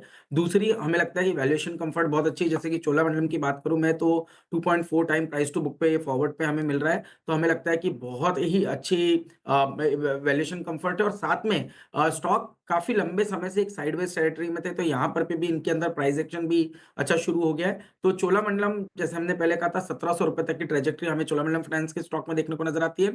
और श्रीराम फाइनेंस, क्योंकि यहाँ पर हमने देखा है कि जो वैल्यूएशन है वो चोलामंडलम से भी सस्ता है। पर अच्छी बात यह कि ये स्टॉक में जो डिप है वो काफी आई। 750 रुपए का स्टॉक हमको ऑलमोस्ट 600 रुपए पे मिल रहा है। तो यहाँ पर भी हमें लगता है कि वैल्यूएशन की कंफर्ट प्लस प्राइस का अंडर परफॉर्मेंस, ये दोनों ही चीज इस स्टॉक के अंदर में अच्छी रिकवरी करेगा। और आरबीआई के जो नॉर्म्स है उसका क्लियर बेनिफिट इन एनबीएफसी के अंदर में देखने को नजर आएगा। ओके, चार्टिकली ये स्टॉक्स ऐसे लग रहे हैं। गाबा सर, एक बार आप चार्ट देखिए श्रीराम फाइनेंस का। आज का निफ्टी का टॉप गेनर 5% ये स्टॉक जो है वो आपको अब ऊपर इनफैक्ट ट्रेड करता हुआ दिखाई देगा। क्या व्यू रहेगा स्टॉक पर? ये स्टॉक मैंने आज क्लाइंट्स को रेकमेंड किया हुआ है। स्ट्रक्चरली पॉजिटिव है, बहुत बढ़िया मूव है। 604 पर ट्रेड कर रहे हैं। स्टॉप लगाना चाहिए 590। क्या ये 615 बीत जाएगा? मुझे लगता है 650 तक जाएगा। It's a matter of time, it's a long pull trade. Structurally ये मूव जो है ये थोड़ा 1-2-4 दिन के लिए नहीं है, हायर मूव के लिए। खाली अपनी जो स्टॉप्स हैं उसको चेस करने पड़ेंगे। श्रीराम फाइनेंस बहुत बढ़िया स्टॉक। ठीक है, श्रीराम फाइनेंस पे फिलहाल ये राय और अभी फिलहाल बाई की कॉल है और अच्छे लग रहे हैं ये स्टॉक गाबा सर को। कुछ और स्टॉक्स की बात करते हैं। इनफैक्ट फार्मा इंडेक्स रखिए स्क्रीन पर, इसमें गिरावट देखने को मिल रही है। 0.25% से ज़्यादा टूटकर फार्मा इंडेक्स कारोबार कर रहा है। मैक्सिमम स्टॉक्स आप देखें तो लाल निशान पर ही कारोबार कर रहे हैं, लेकिन कुछ ऐसे स्टॉक जिसमें तेज़ी देखने को मिल रही है। जाइडस और ऑरा फ्लैट ट्रेड कर रहे हैं, लेकिन सन फार्मा देखिए डे हाई के आसपास कारोबार करता हुआ ये स्टॉक 2% की तेज़ी सन फार्मा में हमें देखने को मिल रही है। बताइए सचिन जी, आप सन फार्मा का स्टॉक कैसा लग रहा है आपको? ये डे हाई के आसपास कारोबार करता हुआ, कोई स्ट्रेंथ नजर आ रही है इस पर्टिकुलर काउंटर में आपको? जी बिल्कुल, इनफैक्ट काफी अच्छी तरह पोजीशन है एक पुल बैक रैली के लिए। एक अच्छे लो टॉप लो बॉटम सीक्वेंस में जरूर रहा है, बट पिछले 3 दिनों का अगर डेटा देखें तो वहां पर एक अच्छा पॉजिटिव डाइवर्जेंस है। एंड प्लस इसने अपने प्रीवियस डे स्विंग हाई को चैलेंज किया है, तो मुझे लग रहा है रिकवरी थोड़ी सी बेहतरीन होनी चाहिए अगले कुछ दिनों के लिए। मुझे लग रहा है 1690 के लेवल्स भी आ सकते हैं इस काउंटर में। तो डेफिनेटली इसे थोड़ा सा एक पॉजिटिव साइड पे कंसिडर करना चाहिए। बेस अच्छा लग रहा है, लगभग अराउंड 1600 से 1640 के रेंज में। तो आई थिंक स्टॉप लॉस कहीं जाकर 1625 पे भी प्लेस किया जा सकता है फ्रेश लॉन्ग पोजीशंस के लिए। पोजीशंस को रिव्यू जरूर करें अराउंड 1700 के आसपास। चलिए अब आगे बढ़ते हैं और बात करते हैं वो जो नीचे आप टीजर देख रहे हैं। मौजूदा सेबी चेयरपर्सन माधवीपुरी बुच का कार्यकाल कल खत्म हो रहा है। सूत्रों के मुताबिक मौजूदा सेबी चीफ को एक्सटेंशन मिलने की संभावना काफ़ी कम है। आपको याद होगा पिछले महीने ही सरकार ने एक एडवर्टाइजमेंट भी निकाला था और काफ़ी एप्लीकेशंस भी आई थी। हमारे साथ लक्ष्मण जी जुड़े हैं ये बताने के लिए कि कितने एप्लीकेशंस आई और फ्रंट रनर कौन है इस समय। लक्ष्मण जी बताइए। जी दरअसल जब मैंने ये जानने की कोशिश की कि कितने आवेदन आए तो 17 फरवरी तक आवेदन देने की आखिरी तारीख थी और आपको जानकर आश्चर्य होगा कि यहाँ पे 10, 20, 50 नहीं 150 से ज़्यादा आवेदन यहाँ पे किए गए उन लोगों की तरफ से जो सेबी चेयरमैन बनना चाहते हैं। अब सेबी चेयरमैन बनने को लेकर कितनी ज़्यादा दिलचस्पी है लोगों में, इसका अंदाज़ा आप इसी बात से लगा सकते हैं। और जिन लोगों ने आवेदन किया उसमें अच्छे खासे बहुत ही प्रभावशाली आईएएस ऑफिसर्स हैं, उन लोगों ने आवेदन किया कि हम सेबी चेयरपर्सन बनना चाहते हैं जी। कई सारे इंडियन रेवेन्यू सर्विस के लोग थे, उन्होंने आवेदन किया कि हम बनना चाहते हैं। और तो और प्राइवेट सेक्टर के जो कैपिटल मार्केट से जुड़े हुए लोग हैं उनकी भी संख्या काफ़ी ज़्यादा है, करीब 20 से ज़्यादा संख्या है जिन्होंने आवेदन किया कि हम सेबी चेयरपर्सन बनना चाहते हैं। उसके बाद सर्च पैनल ने सारे आवेदनों की स्क्रूटनी की, उसकी छटनी की। कुछ चुनिंदा नाम जो है अंतिम रूप किए गए हैं, कम से कम 3 या 4 नाम है जो सूत्र बता रहा हूँ, उसको अंतिम रूप दिया गया है और उन्हीं में से किसी एक के हरी झंडी मिल सकती है। अब फ्रंट रनर की बात रही तो मुझे जो सूत्र बता रहे हैं कि एक आईएएस ऑफिसर हैं जो इस दावेदारी में सबसे आगे चल रहे हैं। बहुत हद तक संभावना है कि उनको सेबी चेयरपर्सन बनाया जाए। अगर वो नहीं बनते हैं तो पिछले 48 घंटे में एक आईआरएस का नाम बहुत तेजी से उभर कर सामने आया है जो कि 1990 बैच के इंडियन रेवेन्यू सर्विस के अधिकारी हैं, उनका नाम काफ़ी तेजी से निकल कर आया है। तो वो भी बन जाए तो आश्चर्य मुझे नहीं होगा। लेकिन 2 बातें जिसकी संभावना काफ़ी कम है कि मौजूदा चेयरपर्सन को एक्सटेंशन मिलेगा, इसकी संभावना कम है। निजी क्षेत्र से कोई बनाया जाएगा, इसकी भी संभावना मुझे कम दिख रही है। जी आपकी बात से बहुत क्लियर लग रहा है कि आपके पास वो 2 नाम हैं जो फ्रंट रनर्स हैं, तो वो आप घुमा फिरा के क्यों कह रहे हैं? सीधा नाम बताइए ना। नहीं, घुमा फिरा के इसलिए कह रहा हूँ, इससे पीछे 2 खास वजह है। पहली वजह है कि जिनका आप नाम ले लेते हैं ना, उनके बनने की संभावना काफ़ी ज़्यादा कम हो जाती है, तो हम नाम लेके उनको क्यों नुकसान पहुंचा, मेरा कोई मकसद तो है नहीं। दूसरी बात कि मौजूदा व्यवस्था में नाम लेना बहुत ही जोखिम होता है। हो सकता है कोई एक दूसरा नाम निकल कर सामने आ जाए, तो दर्शकों को सटीक जानकारी दीजिए, गलत जानकारी नहीं दीजिए। मुझे लगता है कि ये सबसे अच्छी रणनीति होगी। हाँ बिल्कुल, नहीं ये नहीं बात तो बिल्कुल सही कही आपने। अच्छा वीरू भी कुछ ऐड कर रहे हैं क्या? वीरू आपने भी नाम डाला था बिल्कुल क्या? वीरू आपने भी डाला था क्या एप्लीकेशन? नहीं मुझे लगा लक्ष्मण जी ने बोला कि वीरू कुछ बोलना चाहते थे, मुझे लगा वीरू ने शायद खुद भी डाला हो। नहीं, लक्ष्मण जी ने बिल्कुल सही कहा अनुज, हम क्यों किसी का खेल बिगाड़े। अब इस कार्यकाल में ये मतलब बीजेपी सरकार में इंडिया में, चाहे वो राजनीति हो, चाहे वो मुख्यमंत्री का किसी के नाम का हो या फिर आरबीआई का गवर्नर हो या फिर मेरे ख्याल से सेबी चेयरमैन, किसी का नाम मत लीजिए। जिस लक्ष्मण जी ने बिल्कुल सही कहा, जिसका नाम ले लिया उसके ना बनने के चांसेस बहुत 100। लक्ष्मण जी का तो नहीं कहा मैंने। बिल्कुल सही कह रहे हैं, नहीं बिल्कुल सही कह रहे हैं। ये हर उसमें हुआ है और इसका सबसे लेटेस्ट एग्जांपल है दिल्ली की असेंबली के बाद जो हुआ था। अभी मैं जब वो भोपाल गया था ना इंटरव्यू करने के लिए सीएम का, तो मैं सीएम के स्टाफ से वहाँ बात कर रहा था। मैं ऐसे ही पूछ रहा था, मैं कहा आपको तो जानकारी होगी ना, बताइए कौन है। तो उन्होंने कहा कि सर इस रजीम में यू नेवर नो, बिकॉज अब होगा क्या कि 48 के 48 नाम तो ले लिए गए हैं, तो इसमें कोई भी हो सकता है। तो इसके लिए लेकिन खैर सही कह रहे हैं, अब ज़्यादा वेट करने की ज़रूरत है भी नहीं वैसे, क्योंकि अगर 28 को कार्यकाल खत्म हो रहा है तो आज या कल अनाउंसमेंट आ जाना चाहिए, पता चल जाएगा हमको। और लक्ष्मण जी खैर एक बार ऑफिशियल अनाउंसमेंट आ जाएगी उसके बाद फिर हम डिटेल में डिस्कस करेंगे। वैसे जो लक्ष्मण जी ने जितना बोला उससे जो 2 नाम सबसे ज़्यादा फ्रंट रनर्स हैं वो लोगों को गेस करने में ज़्यादा दिक्कत होनी नहीं चाहिए। लेकिन अगेन नाम लेंगे नहीं हम, क्योंकि फिर वही बात है क्यों किसी का वो ख़राब किया जाए। चलिए फिर आगे बढ़ते हैं थोड़ा सा और 4 का चौका की शुरुआत करते हैं। और 4 की 4 ट्रेड्स जो आपके लिए आएंगी पहले मैं बता देता हूँ। मानस से लेंगे हम सस्ता ऑप्शन ट्रेड, उसके बाद सचिन के पास जाएंगे एफएनओ सुपरस्टार के लिए, प्रशांत के पास चलेंगे चार्ट का चमत्कार के लिए, और उसके बाद आशीष के पास मिड का फंडा के लिए। तो चारों ट्रेड्स आपके लिए। मानस आप शुरुआत करिए सस्ता ऑप्शन के साथ।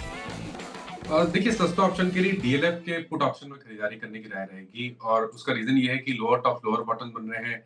डीएलएफ ने आज एक फ्रेश ब्रेकडाउन चार्ट पे दिखाया है, तो मार्च मंथ का डीएलएफ का पुट ऑप्शन ले सकते हैं 640 इस स्ट्राइक प्राइस का मार्च मंथ का पुट ऑप्शन लेंगे। 20 रुपए पे ये ऑप्शन ट्रेड हो रहा है। इसमें आपको 14 रुपीज के स्टॉप लॉस खरीदारी करनी है और 34 रुपीज के टारगेट सेट करने हैं।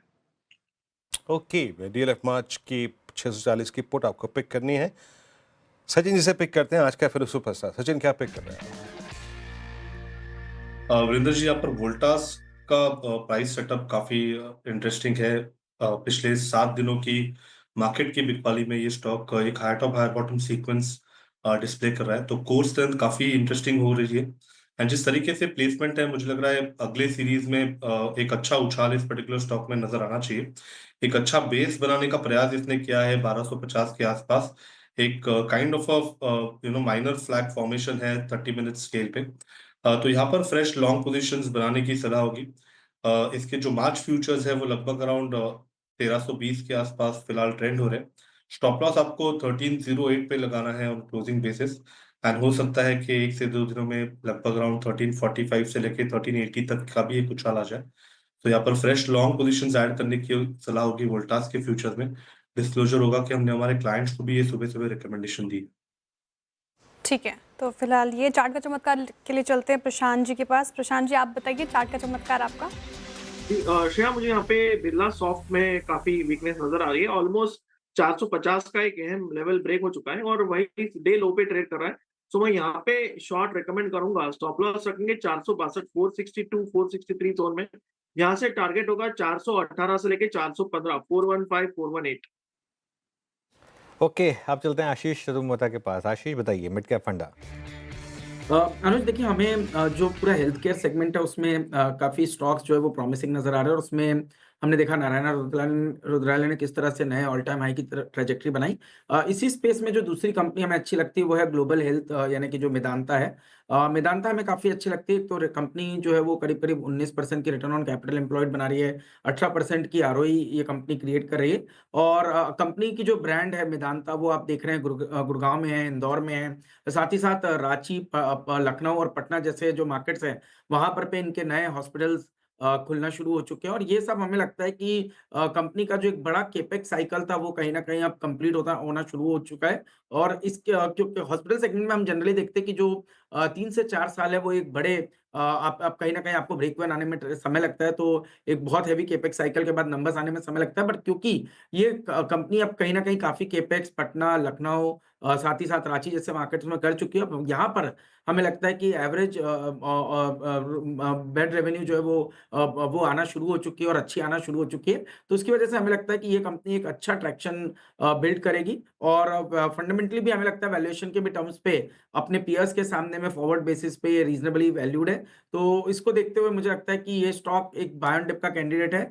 1190 के आसपास ट्रेड कर रहा है। मेरे हिसाब से 1100 रुपए पे एक अच्छा सपोर्ट टेक्निकली भी स्टॉक ने वीकली मंथली चार्ट्स पे बनाया है। ऊपर में मैं समझता हूँ 1400 रुपए तक की ट्रेजेक्ट्री ग्लोबल हेल्थ यानी कि मेदांता के स्टॉक में देखने को नजर आ सकती है। एज अ डिस्क्लोजर ये स्टॉक हमारे पोर्टफोलियोज में भी हमने इसको एंट्री दी हुई है। अपने एकदम से अगर आप देखें एक शिफ्ट किया है और अब आप हॉस्पिटल स्टॉक्स की तरफ आ रहे हैं। ग्लोबल हेल्थ 1192 पे अभी तक इस डाउन फेज में इसने बहुत पार्टिसिपेट भी नहीं किया है। चलिए, हमने 4 ट्रेड्स पिक किए। हमने शुरुआत की थी इस क्रम की आज के 4 का चौका की। पहले ट्रेड था सस्ता ऑप्शन मानस जी का और उन्होंने पिक की थी सस्ता ऑप्शन में आज डीएलएफ की पुट 540 की स्ट्राइक की पुट। सचिन जी ने आज फिर सुपरस्टार पिक किया और ट्रेड आपकी स्क्रीन पे है। यहाँ पर था वोल्टास फ्यूचर्स 1345 1380 के लक्ष्य के लिए। प्रशांत जी ने पिक किया 4 का चमत्कार और Birla soft futures mid cap IT का। और आशीष चतुर्वेदी जी ने भी ग्लोबल हेल्थ को पिक किया लॉन्ग साइड पे। अच्छा, एक स्टॉक भले ही निफ्टी बैंक आज क्रैश ना हुआ हो, क्रैक ना हुआ हो, 250 अंक ऊपर हो, लेकिन आइसोलेशन में अगर आप देखें सिर्फ अकेले उस स्टॉक को देखें तो वो क्रैक हो रहा है और वो है एसबीआई। एसबीआई का ये क्लोज जो होगा लोवेस्ट सिंस मेरे ख्याल से 1 सेकेंड मेरा चार्ट थोड़ा 14 फरवरी 2024 के बाद सबसे लोवेस्ट ट्रैजेक्टरी। जरा एक बार इसकी मार्च की 700 की पुट रखिएगा, जरा वहाँ देखते हैं हो क्या रहा है, क्योंकि वो एक सेंस देगा। क्योंकि टेक्निकली बहुत चीज़ें खराब हो गई हैं। इन्वर्टेड फ्लैग, बड़े 2 negative crossovers, even shortest moving 10 day को पार ना कर पाना, यहाँ पे समस्या है इस वक्त। एक बार उस पुट ऑप्शन का आउटस्टैंडिंग वही रखिएगा यहाँ पे करीब 40 लाख पुट खड़ी है, जो कि मैं मानता हूँ बहुत नहीं है एसबीआई के हिसाब से। आपका व्यू इस पे क्या होगा इस वक्त? प्रशांत, कैसे देख रहे हैं आप स्टेट बैंक ऑफ इंडिया को इस वक्त इस सेटअप के साथ? जी वीरू जी, अभी 12 o'clock शो में जब हम डिस्कस कर रहे थे, मैंने ये वन ऑफ द 3 सिलेक्शंस था, इसको शॉर्ट रेकमेंड किया था क्योंकि 720 के नीचे अभी ये डे लो के आसपास ट्रेड कर रहा है। मुझे लग रहा है ये कंफर्टेबली जो टारगेट्स हमने डिस्कस किए थे 680 यहाँ तक जा सकता है। तो बिल्कुल यहाँ पे अगर शॉर्ट पोजीशन हो उसको कैरी करनी चाहिए। डे हाई जो है 715, उसके ऊपर आप 718 720 जो अहम लेवल था उसी को एक स्टॉप लॉस की तरह बनाए रखिए, और एक बार 695 आ जाए आप उस स्टॉप लॉस को 705 तक ला सकते हो, यानी करंट प्राइस के आसपास। अच्छा वीरू, एक चीज़ बताऊं मैं आपको आज का निफ्टी का इंटरडे चार्ट ना, कहीं एक उसकी फ़ोटो खींच के कहीं सेव करके रख लीजिए, क्योंकि ये बस आज का ही डे है जब आपको इस तरीके का मिलेगा। उसके बाद कल से आप देखना वापस मार्केट में खूब ज़बरदस्त वॉलेटिलिटी शुरू हो जाएगी। ये एकदम मतलब टिपिकल एक्सपायरी डे 22,550 पे मैं बार बार रिफ्रेश कर रहा था कि सही तो नहीं है, मतलब सही कुछ गलत है वो तो नहीं हो गया है, मतलब एकदम अटक गया वहाँ पर, बिल्कुल हिलने को तैयार नहीं है। मैं अनुज छुट्टी से आने के बाद जब कल का डेटा डाउनलोड किया था ना, तो मैं देख रहा था एफआईएस की पुट शॉर्ट थी, अच्छी खासी पुट शॉर्ट थी, और 22 तो वो लग रहा था कि शायद 22,500 ना तोड़े, लेकिन आप सही कह रहे हैं। बट अनुज थोड़ा सा इसको लेके डिस्कस करें क्या? आई मीन आप देखिए बैंक निफ्टी का ना चलना, मैं 250 पॉइंट को नहीं मान रहा कि ये चल बिल्कुल फ्रैंकली स्पीकिंग, और निफ्टी आईटी का कोलैप्स होना। अब कल तो वो पुट राइटर्स का हमारे पास कुशन भी नहीं होगा। 22,500 का वॉलेट होना क्या 22,000 21,800 के डोर्स ओपन कर रहा है आपके लिए? देखिए वीरू, अब मैं एक चीज़ आपको बताऊं तो कल ना मंथली चार्ट पूरा हो जाएगा निफ्टी का, और जहां पर हम बंद हो रहे हैं ये हम आई थिंक हम 20 मंथ मूविंग एवरेज के काफ़ी करीब हैं, मतलब शायद वहीं पर बंद हो रहे हैं। अगर आप मंथली चार्ट में उसको कन्वर्ट कर लेंगे तो उस हिसाब से आई थिंक काफ़ी क्रूशल है ये लेवल। 20 मंथ सिंपल और एक्सपोनेंशियल दोनों मूविंग एवरेज यहीं पर हैं, करीब आसपास ही हैं। 22,455 पर है मेरे ख्याल से वो लेवल, हम 22,550 पर हैं। तो अरे मंथली चार्ट पर अब हम मेक और ब्रेक लेवल पर हैं। अब डेली और वीकली को तो छोड़ दीजिए आप, और जो इवन जो जुलाई 2022 में लास्ट टाइम हम करेक्शन जब करेक्शन आई थी पोस्ट कोविड, जो करेक्शन लास्ट टाइम आई थी, जो इससे थोड़ी सी छोटी करेक्शन थी प्राइस वाइज, लेकिन टाइम वाइज शायद ऑलमोस्ट उतनी ही रही थी वो भी, वो यहीं पर बॉटम हुई थी, और उसके बाद उसने एक अच्छा मूव दिखाया था। तो एक होप रहेगी ये, लेकिन जो जैसा आप कह रहे हैं ना, बैंक निफ्टी का मूव देखिए, आप निफ्टी आईटी का मूव देखिए, कुछ तो मार्केट में मुझे लग रहा है कि अभी भी शायद दिक्कत ही है, और मुझे नहीं लगता कि ये लेवल बचेगा। मैं frankly if you ask me, मुझे नहीं लगता ये लेवल बचेगा। जी, तो हम आज के बैंक निफ्टी के याद रखिएगा 250 पॉइंट के मूव को कोई बहुत महत्वपूर्ण या फिर बहुत प्रभावशाली मत मानिएगा, इस गलतफहमी में मत रहिएगा। आपने कॉल राइटर्स के जोन को रत्ती भर छू के तक नहीं दिया, ठीक है ना? That was I think for 10,000। लेकिन अब थोड़ा विचार और चर्चा को यहाँ पे चेंज करते हैं। देखिए, इस बाज़ार में दिक्कत है, और शायद कभी कभी हम अपने स्टॉक्स से मोहब्बत कर बैठते हैं कि नहीं जनाब, 1,000 रुपये का स्टॉक 800 हो गया, नहीं बेचेंगे, 800 का 600 हो गया, नहीं बेचेंगे, और 600 से 1,000 भी यही करके देगा। इसी पशुपेश में, इसी आई थिंक कन्विक्शन में बैठे रहते हैं। लेकिन वो 1,000 का स्टॉक 300 भी होता है, 200 भी होता है, 100 भी होता है। इसीलिए एक बड़ी इंपॉर्टेंट जिसे कहते हैं ना कॉन्सेप्ट है, द आर्ट ऑफ एग्जिट। कभी ना कभी आपको अपने स्टॉक्स को लेकर एक एग्जिट का मन बनाना पड़ेगा, और इसी आर्ट ऑफ एग्जिट को लेकर इस गुरुकुल में हम चर्चा करने वाले हैं। जी हाँ, मार्केट गुरुकुल इस बार 22 और 23 मार्च को, शनिवार और रविवार, जिसमें एक हमारे साथ मौजूद रहेंगे आशीष चतुर्वेदी भी पैनलिस्ट में मौजूद हैं। आशीष, बहुत संक्षेप में रखिएगा, थोड़ा सा समझाइए ये आर्ट ऑफ एग्जिट, मतलब गिन के आपके पास 50 सेकेंड है, क्यों महत्वपूर्ण है, और इसको आपने अपने इस डिस्कशन में, इस गुरुकुल में क्यों इंक्लूड कराया है? नहीं, बिल्कुल वीरेंद्र। तो देखिए, आर्ट ऑफ एग्जिट इसलिए इम्पोर्टेंट है कि हम सब जानते हैं कि small cap, mid cap, micro cap या थीमेटिक, इनके अंदर में जितनी आप लेने में जल्दी करते हैं, हो सकता है उसमें पैसा भी बहुत अच्छा बनता है। बट जब ये स्टॉक्स करेक्ट होते हैं तो इनका जब करेक्शन शुरू होता है ये डिस्प्रपोर्शनेट होता है। यानी मान लीजिए मार्केट 20% गिर रहा है, तो हो सकता है इन स्टॉक्स में कभी-कभी करेक्शन आपको 50%, 60%, 70% तक भी देखने को मिलता है। सेकंड बात है कि आर्ट ऑफ एग्जिट इसलिए भी इंपॉर्टेंट है कि कई बार जब मार्केट में रिकवरी शुरू होती है, तो हमने देखा 2008 में जो लीडर्स थे या कई ऐसे स्टॉक जो करेक्ट हुए 80%, उन्होंने बाद की रैली में कभी पार्टिसिपेट नहीं किया। तो इसलिए इन स्टॉक से आपने अगर से टाइमली एग्जिट नहीं लिया, तो ये जरूरी नहीं कि रिकवरी में भी आपको पार्टिसिपेट करे। तो इनसे कैसे समय से निकला जाए, समय पे एग्जिट लिया जाए, ये बहुत ही इंपॉर्टेंट है अपने पोर्टफोलियोज को प्रोटेक्ट करने के लिए। तो पोर्टफोलियो को प्रोटेक्ट करने के लिए आपको कभी कभी विश्वान करना पड़ता है। कहीं आपके 4 स्टॉक्स ने पैसा बनाया और 5वां छठा वो स्टॉक्स जो है वो अगर वो खा गया, तो आउट ऑफ एग्जिट बहुत ज़रूरी है। और आउट ऑफ एग्जिट इस बार सम्मिलित है हमारे इस डिस्कशन में अनुज, तो मज़ा आएगा। 22-23 मार्च को होली के बाद तरोताज़ा हो है। बिल्कुल बिल्कुल बीरू। और सैटरडे और संडे मतलब खैर वैसे कुछ लोगों की कंप्लेन रहेगी कि इस साल वैसे ही हमारे छुट्टियां थोड़ी कम रही हैं, उसमें एक और वीकेंड हम थोड़ा सा काम कर रहे हैं। लेकिन देखिए लर्निंग के लिए तो कभी भी टाइम निकाला जा सकता है। तो और सैटरडे संडे बेस्ट रहता है क्योंकि आराम से हम बात करते हैं, लाइव मार्केट का कोई प्रेशर नहीं होता, आराम से हम सब कंफर्ट में डिस्कस कर सकते हैं स्टॉक्स। तो इसके लिए आई थिंक जुड़िए हमारे साथ। और जैसा मैं कह रहा था सुबह, ये वाला जो मार्केट गुरुकुल है ये एक बेयर मार्केट में आ रहा है, तो इसके लिए और ज़्यादा ज़रूरी है क्योंकि बुल मार्केट में सारे टारगेट लगते हैं आपके, बेयर मार्केट में सारे स्टॉप लॉस लगते हैं। लेकिन ऐसा जो ज़रूरी नहीं है क्योंकि जैसे कुछ बुल मार्केट में भी ख़राब स्टॉक्स होते हैं, बेयर मार्केट में भी अच्छे स्टॉक्स होते हैं।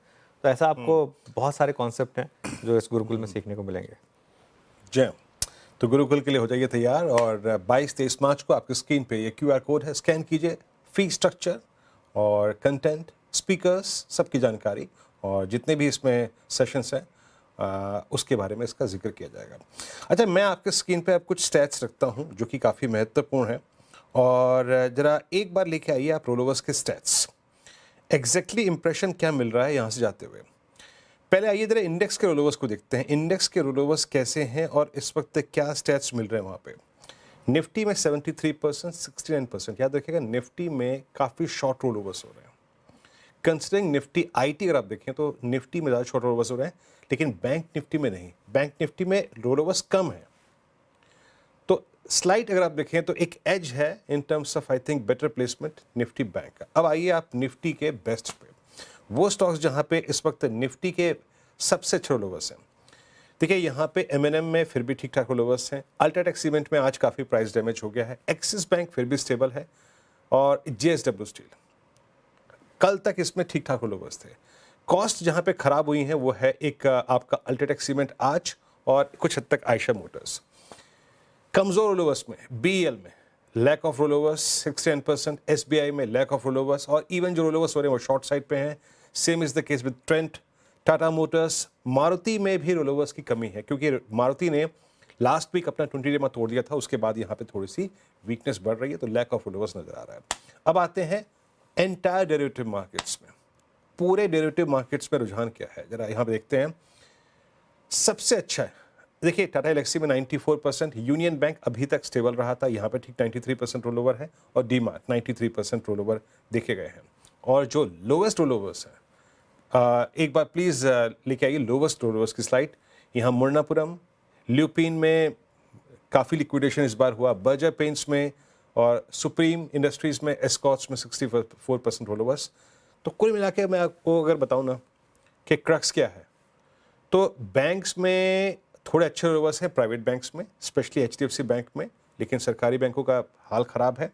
और NBFCs में अच्छे रोलोवर्स हैं, और एक दो पॉकेट्स और लाइक फर्टिलाइजर्स में चंबल फर्टिलाइजर्स, और NBFCs में बजाज फाइनेंस और बजाज फिनसर्व। ये है कुछ इस बात का रुझान, और निफ्टी के शॉर्ट और निफ्टी बैंक के थोड़े से कम रोलोवर्स हैं, तो बेटर प्लेसमेंट निफ्टी बैंक की लग रही है। श्रेया जी, अब कुछ स्टॉक्स की बात करते हैं। देखिए जिस तरीके से गिरावट हावी होती हुई बाजार में हमें देखने को मिल रही है, एक और ऐसा स्टॉक ट्रेंट लेकर आइए स्क्रीन पर इस वक्त, और ट्रेंट डे लो के आसपास कारोबार करता हुआ 3% की गिरावट आपको देखने को मिलेगी ट्रेंट में। इनफैक्ट इसका 52 वीक हाई देखिए आप 8345 के करीब था, वहाँ से आधा हो गया है, ऑलमोस्ट 4800 के लेवल पर कारोबार कर रहा है। काफ़ी ज़्यादा पेन झेला है इस पर्टिकुलर काउंटर में इन्वेस्टर्स ने। मानस जी आप बताइए, ट्रेंड का स्टॉक जिस तरीके से गिरा है, चार्ट्स पे क्या स्ट्रेंथ नज़र आ रही है? यहाँ पे जिस तरीके से गिरावट देखने को मिल रही है, हालांकि एक महीने में देखिए आप 11% से ज़्यादा टूटा, 6 महीने में 30% की गिरावट देखने को मिली है और इस साल में अब तक तो मतलब इनफैक्ट क्या है इस साल में अब तक 6 महीने में तो 30% के करीब गिर गया है। लेकिन करना क्या चाहिए इस काउंटर में? जिनके पास है वो एग्जिट कर ले, अभी फिलहाल बने रहे, और जिनके पास नहीं है वो क्या अभी भी दूरी बना के रखे स्टॉक से? देखिए, इस पूरे मंथ में कई बार स्टॉक ने शॉर्ट की अपॉर्चुनिटी दी है, क्योंकि स्टॉक ने लोअर टॉप फ्लोर बॉटम बनाए हैं, कंसोलिडेशन के बाद फ्रेश ब्रेकडाउन दिखाए हैं, और आज भी अगर देखें तो आज के मूव को फ्रेश ब्रेकडाउन की तरह ही देखना चाहिए। तो अगर किसी ने लॉन्ग पोजीशन बनाई है तो वो निकलने की कोशिश करनी है। मैं बिल्कुल शॉर्ट टर्म की बात कर रहा हूँ। और अगर आप एक शॉर्ट टर्म ट्रेडर हैं तो आप बिकवाली करने का ट्रेड ले सकते हैं। करंट लेवल्स पे बिकवाली करिए 49.26, ये कैश लेवल्स है, 49.26 के स्टॉप लॉस से, और अब जो टारगेट होंगे वो 2600 रुपए के आसपास के 4600 के आसपास के रहेंगे, जहां पर 100 वीक मूविंग एवरेज आता है। तो ट्रेंड निगेटिव है और उछाल पे बिकवाली करने की ही सलाह रहेगी। ठीक है, तो ये फिलहाल लेवल्स इंपॉर्टेंट लग रहे हैं ट्रेंड पे। लेकिन अनुज सर, ट्रेंड ये स्टॉक आप देखें, आप बहुत पेन झेला है, इन्वेस्टर्स का पेशेंस टेस्ट किया है इस स्टॉक ने।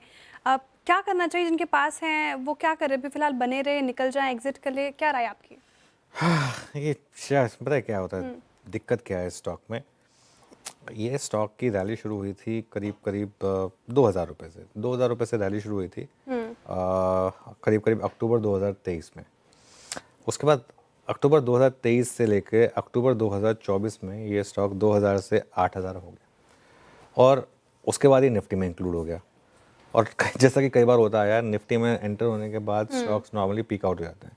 उसके बाद ये पीक आउट हुआ, अब वहाँ से ये करेक्ट हो चुका है। मेरे ख्याल से ट्रेंड के केस में ना दिक्कत ये आ गई थी कि उसकी जो वैल्यूएशन थी जो 200 टाइम्स पहुँच गई थी, तो 40% की अर्निंग्स ग्रोथ भी काफ़ी नहीं थी आपके लिए। आई थिंक अब हम उस स्टेज पर पहुँच रहे हैं जहाँ पर अब बहुत ज़्यादा कंसेंसस बेरिशनेस हो रही है ट्रेंड पर। चलिए आप एक बार के लिए भूल जाइए कि वो 8000 चला गया था। अब मैं मान लेता हूँ कि 30 अक्टूबर 2023 को वो कहाँ पे था। 30 अक्टूबर 2023 को वो 2000 पर था। अब अगर आप एक बार के लिए भूल जाएं कि वो 2000 वाला 8000 हुआ था, तो 2000 से लेके 4800 हुआ है। क्या अर्निंग्स डबल से ज़्यादा हुई है उस पीरियड में? शायद उतनी नहीं हुई, तो शायद थोड़ा और करेक्ट हो जाए। लेकिन उसके बाद मुझे लग रहा है, फॉर एग्जांपल 4400 4500, आई थिंक उस जोन में मुझे नहीं लगता कि उसके बाद आप ये व्यू ले सकते हैं कि अब यहाँ से ये स्टॉक और गिरना चाहिए। अब गिरने को कहीं भी जा सकता है, स्टॉक बेयर मार्केट चल रही है, लेकिन वहां पर मुझे लग रहा है कि थोड़ी स्टेबिलिटी शायद स्टॉक में आनी चाहिए। एंट्री भी तब हुई थी सर ट्रेंड की जब एकदम ऑल टाइम हाई पे था निफ्टी। वो होता ही है, वो हमेशा होता है ज़्यादातर इंडेक्स। ये आया और निफ्टी को भी डुबा के गया, खुद भी डूबा है। वो महंगे हो जाता है, इंडेक्स महंगा हो जाता है जब भी महंगे स्टॉक्स इस तरीके से निफ्टी में एंटर करते हैं। यही कई लोगों को डर लग रहा है इवन जोमेटो की एंट्री से, क्योंकि जोमेटो भी बहुत महंगा स्टॉक है, जियो फाइनेंस भी बहुत महंगा स्टॉक है, तो ये रिस्क होता है मार्केट में। खैर एनीवे आगे बढ़ते हैं। अमेरिका कॉपर के इम्पोर्ट पर 25% टैरिफ लगाने की तैयारी में है। मनीषा जी के पास चलते हैं और जानते हैं पूरी खबर को। मनीषा जी, गुड आफ्टरनून, बताइए। Thank you for that Anuj. Well absolutely बहुत ज़्यादा मार्केट्स में यहाँ पर वॉलिटिलिटी है, डिपेंडिंग ऑन कि यूएस यहाँ पर टैरिफ्स के तौर पर क्या कर सकता है। अभी तक हमने स्टील और एल्यूमिनियम की यहाँ पर बात की है, लेकिन अब यूएस ने कहा है कि पोटेंशियल टैरिफ्स यहाँ पर कॉपर पर भी लगाए जा सकते हैं, और ये 25% तक लगाए जा सकते हैं, जिसकी वजह से काफ़ी उठापटक हमने यहाँ पर कॉपर के प्राइसेस में आते हुए देखी है। अगर आप ऑन द वीक देखें तो कॉपर के प्राइसेस 2% तक लुढ़क चुके हैं, लेकिन ऑन द मंथ अभी भी हम 7% ऊपर हैं। और अगर इस साल की अब तक की बात की जाए तो 13 से 14% की तेजी यहाँ पर कॉपर में है भी। वेल दो चीजें हैं यहाँ पर। 45% जो यूएस की रिक्वायरमेंट है कॉपर की, वो ये इंपोर्ट करता है, यानी कि 55% यूएस के पास है और 45% इन सेंस ऑफ इंपोर्ट्स है। और इंपोर्ट्स कहाँ से होते हैं? वेल यहाँ पर मेक्सिको से, कनाडा से। एज ऑफ नाउ चाइना यहाँ पर एक बहुत स्ट्रॉन्ग लीड के साथ कॉपर में है। सबसे बड़ा कंज्यूमर और प्रोड्यूसर कॉपर का चाइना ही है। लेकिन जिस तरह से हम एआई, इलेक्ट्रिफिकेशन, एनर्जी ट्रांजिशन देख रहे हैं, उस सब में कॉपर का बहुत बड़ा हाथ होने वाला है, और यूएस बहुत स्ट्रांगली कॉपर के इंपोर्ट पे डिपेंडेंट है। इवन एज हम ये टैरिफ्स लगता हुआ देखेंगे, उसका मतलब ये होगा कि आप आउटसाइड यूएस यहाँ पर प्राइसेस गिरता हुआ देखेंगे और इनसाइड यूएस यहाँ पर प्राइसेस बढ़ेंगे। अगर आप चाइना को देखें तो सबसे ज्यादा रिफाइंड कॉपर की जो इन्वेंट्री है वो उनके पास है। सो अगर ऐसा कुछ भी होता है, हम एक डिस्ट्रप्शन देखेंगे कॉपर में और एक प्राइस डिस्पैरिटी यहाँ पर बनती हुई नजर आएगी। वेल एज ऑफ नाउ अगर आप यूएस का कॉपर प्राइसेस देखें तो वो $100 पर टन के प्रीमियम पे कारोबार कर रहा है। तो काफी इंटरेस्टिंग रहेगा आगे देखना कि टैरिफ्स यहाँ पर किस तरह से काम करते हैं। एज ऑफ नाउ जो इम्पैक्ट हमने आता हुआ देखा है वो ये है कि यूएस का कॉपर एक्सपेंसिव है और x US rest of the world में कॉपर के प्राइसेस गिरे हैं। बिल्कुल, टैरिफ का एक्शन क्या रहेगा वो देखने वाली बात होगी। शुक्रिया मनीषा जी तमाम जानकारी के लिए, बहुत बखूबी तरीके से आपने हमें समझाया।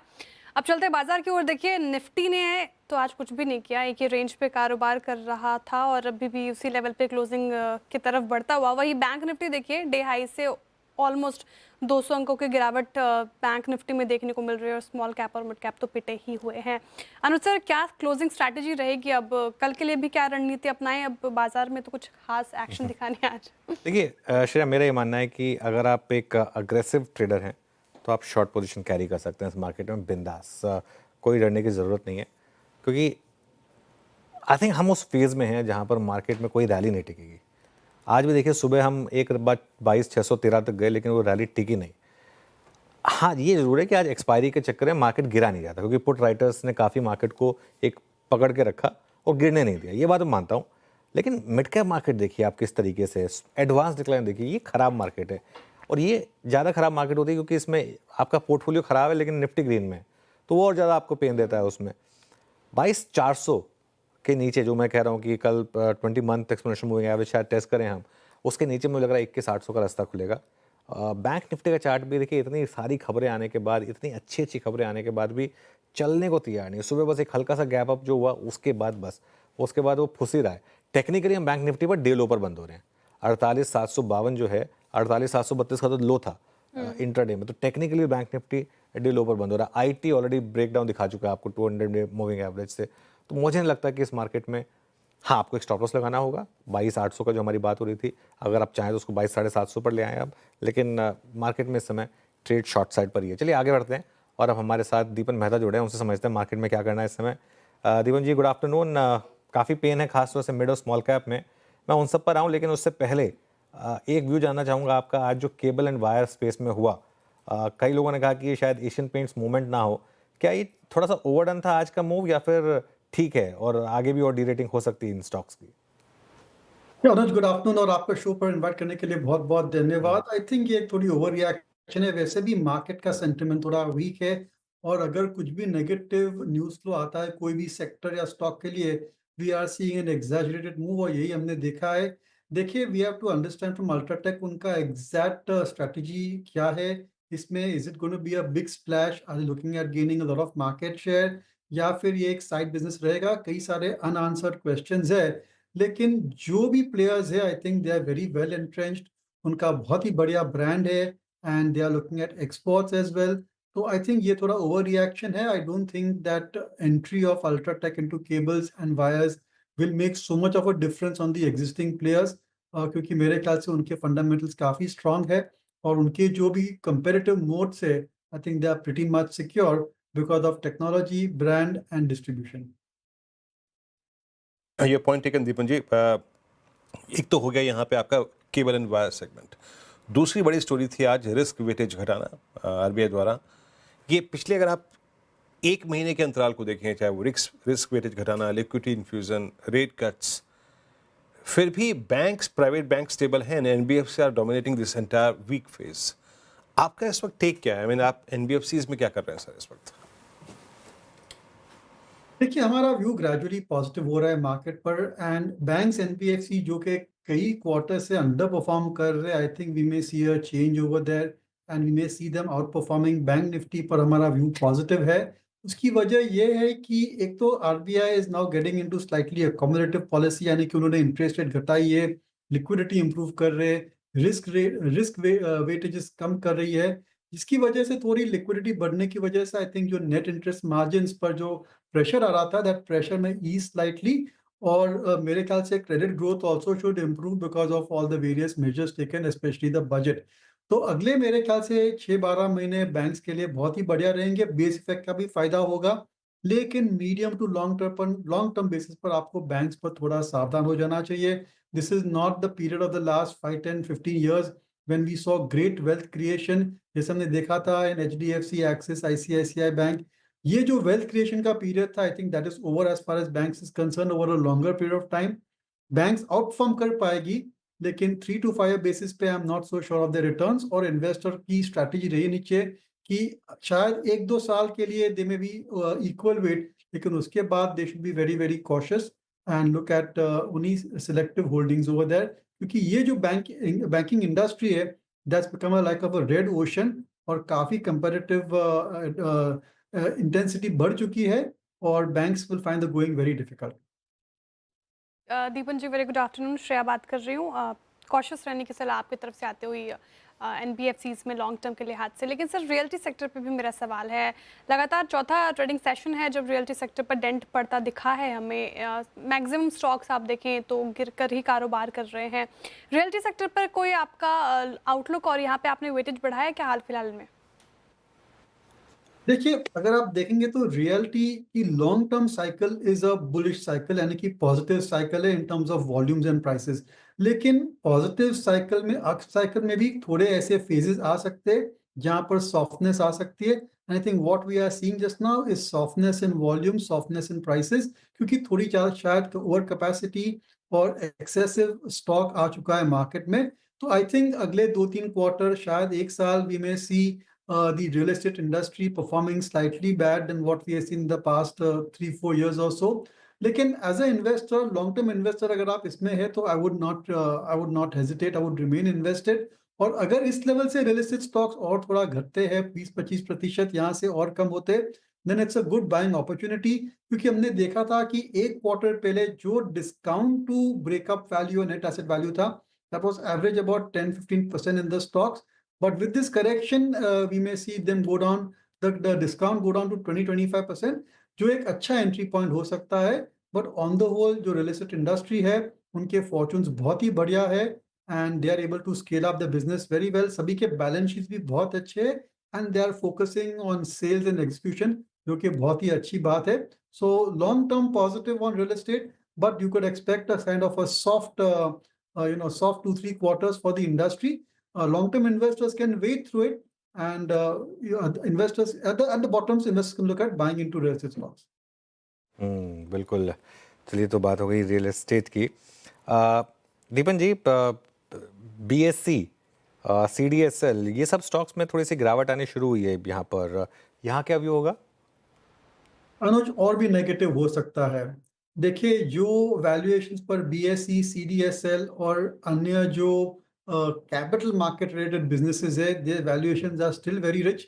इन्वेस्टर्स को समझना जरूरी है कि these are highly cyclical businesses. आप देखिए बीएसई की जो कैश मार्केट वॉल्यूम्स है, that is down by 25-30%। Derivatives volumes also have come off. तो मेरे ख्याल से अगले 3-4 quarter will be very difficult for the entire capital market segment, stock brokers, exchanges as well. और बेस इफेक्ट आपको negative दिखाएगा, earnings growth वगैरह। तो I would be very cautious in these companies, definitely not look at buying in them. लेकिन इस तरह से भी अगर आप एक शॉर्ट टर्म इन्वेस्टर हो तो आप बेच सकते हो। आई थिंक और करेक्शन बाकी है।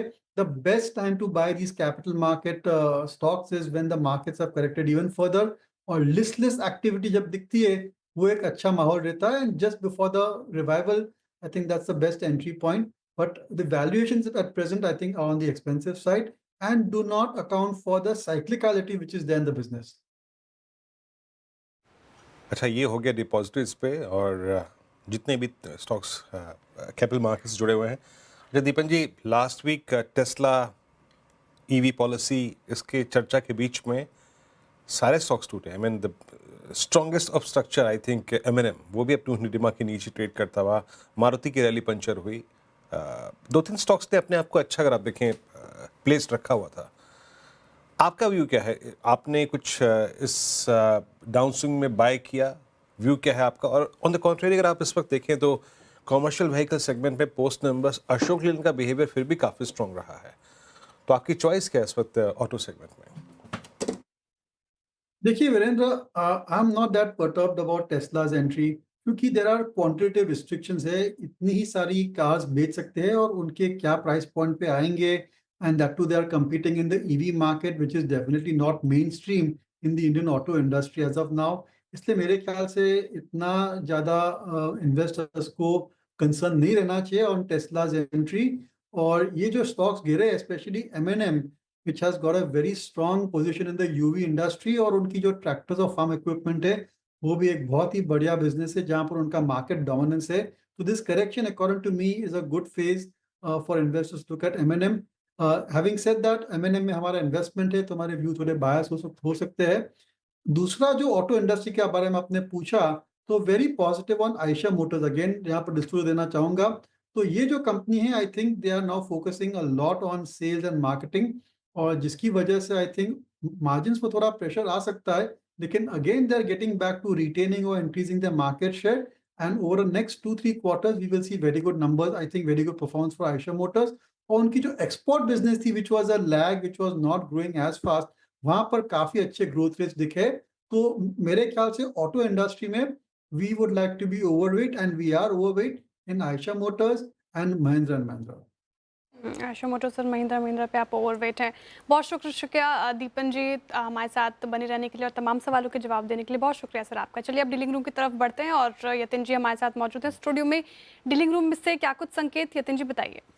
देखिए तो फ्लो आज इंस्टीट्यूशनल साइड में मिक्स्ड ही है, सेलिंग फ्लोज ज़्यादा हैं एफआई डेस्क पे, लेकिन दो स्टॉक जो आज डीलर्स फोकस कर रहे हैं उनमें सबसे पहले एसबीआई कार्ड, जहां डीलर्स बीटीएचटी की स्ट्रैटेजी रिकमेंड कर रहे हैं। इन जनरल फाइनेंशियल्स में स्ट्रेंथ उनको दिखाई पड़ रही है और 875-880 तक के टारगेट्स के लिए ये मार्च सीरीज़ के लिए खरीदारी के लिए अपने क्लाइंट्स को सुझा रहे हैं। और डोमेस्टिक फंड फ्लोज भी इन जनरल एनबीएफसी स्टॉक्स में आज अच्छे हैं। हालांकि टाटा केमिकल्स ये एक स्टॉक है जहाँ डीलर्स को लगता है कि फर्दर डाउनसाइड हो सकती है, केमिकल शेयर्स में थोड़ी बहुत कमजोरी है और उनको लगता है कि काउंटर शायद 790-800 तक के लेवल्स दिखा दे मार्च फ्यूचर्स में, और यहाँ फ्रेश शॉट्स भी देखने को मिल रहे हैं। तो ये एक स्टॉक है जहाँ डीलर्स एसटीबीटी की ट्रेड सुझा रहे हैं। ओके चलिए यतिन शुक्रिया। आप चलते हैं हमारे पैनल के पास बीटीएससी ट्रेड्स के लिए। गाबा सर क्या कैरी करें? और मेरे ख्याल से लेना चाहिए चंबल फर्टिलाइजर। इसका बेसिकली जो चार्ट स्ट्रक्चर है ठीक ही है, पॉजिटिव है, ट्रेड कर रहा है 572 के आसपास, स्टॉप लगाना चाहिए somewhere closer to around 537.40, that's it. Sorry गलती हो गई, 565। टारगेट मेरे ख्याल से 600 की तरफ होना चाहिए चंबल फर्टिलाइजर। जी याद रखिएगा चंबल का ये क्लोज जो आ रहा है एट ऑल टाइम हाई। मैं एक बार थोड़ा सा श्योर कर लेता हूँ अपने आप को, एट 570-55। एक सेकेंड, नहीं 572, एक सेकेंड मैं चार्ट देख के बताऊंगा। अभी आगे कॉल पे चलते हैं। मानस आप क्या ट्रेड पिक करेंगे? देखिए मॉर्निंग में आज एलआईसी इंडिया की बात हुई थी, उस पर रिकमेंडेशन दिया था, इसके टारगेट ऑलरेडी अचीव हो चुके हैं, लेकिन जिस तरह के पैटर्न बन रहे हैं मेरे ख्याल से यहाँ से भी अच्छी खासी गिरावट एलआईसी इंडिया में देखने को मिल सकती है। तो इसके मार्च के फ्यूचर में बिकवाली करने की राय रहेगी। 745 के आसपास के प्राइस चल रहे हैं, इसमें आपको 753, 753 के स्टॉप लॉस से बिकवाली करने का ट्रेड लेना है और 730 रुपए 730 के टारगेट सेट करने हैं। एलआईसी इंडिया बिकवाली की ट्रेड फिलहाल यहाँ पे आती हुई। अमित जी आप बताइए क्या पिक कर रहे हैं कल के लिए? शेयर जी शॉर्ट कॉल रहेगा सीडीएसएल में। सीडीएसएल का स्ट्रक्चर वीक है, कंटिन्यूअसली लोअर लो लोअर हाइस बन रहे हैं और स्टॉक काफी प्रेशर में है। करंटली इसका प्राइस फ्यूचर्स में 1153 का है। इसे शॉर्ट करे, टारगेट रहेगा 1120 का और स्टॉप लॉस रहेगा 1170 का। ये प्रशांत जी के पास चलते हैं। प्रशांत जी बताइए आपकी ट्रेड। जी अनुज जी, मुझे एबीबी में स्ट्रक्चरल ब्रेकडाउन नजर आ रहा है। जो एक सपोर्ट था वो रिटेस्ट हो चुका है, जहां से बिकवाली कंटिन्यू हो रही है। तो मैं यहाँ शॉर्ट करने की सलाह दूंगा। 5150 5150 स्पॉट ट्रेड कर रहा है। 5220 5220 ये स्टॉप लॉस होगा। टारगेट होगा 4950 4950। ओके चलिए ये इस समय एबीबी पर एक एसटीबीटी। अब बात करते हैं मार्केट का पंचनामा की और श्रेया के पास चलते हैं और जानते हैं कि आज पंचनामा का जो टीजर है इसमें क्या क्या सवाल आए। सर आप गैस करें कि क्या सवाल आया होगा सबसे केबल एंड वायर पर ही जी, सबसे पहले बिल्कुल। होंगे। हाँ केबल वायर्स और अल्ट्राटेक सीमेंट पे काफ़ी ज़्यादा सवाल आ रहे हैं। हालांकि हमने डिस्कस भी किया पूरे शो में, लेकिन सर एक बार हमारे पंचनामा व्यूअर्स के लिए क्या करें पॉलीकैब में? पॉलीकैब में क्या करें? देखिए पहली बात तो उसको कुछ टाइम के लिए टच ना करें। अभी मेरे ख्याल से कितनी और गिरावट बाकी है यू नेवर नो। और पॉलीकैब में अभी दूसरी बार हो रहा है कितनी बड़ी गिरावट आई है। वो पहले हुआ था, खैर पहले जब हुआ था वो इनकम टैक्स वाला जो मामला था उसकी वजह से हुआ था, लेकिन अब ये जो हुआ है इसके बाद, लेकिन मुझे लगता है कि पॉलीकैब बेचने का समय जा चुका है। पॉलीकैब बेचने का समय वो 6500 था जब हमने 15 जनवरी को बात की थी।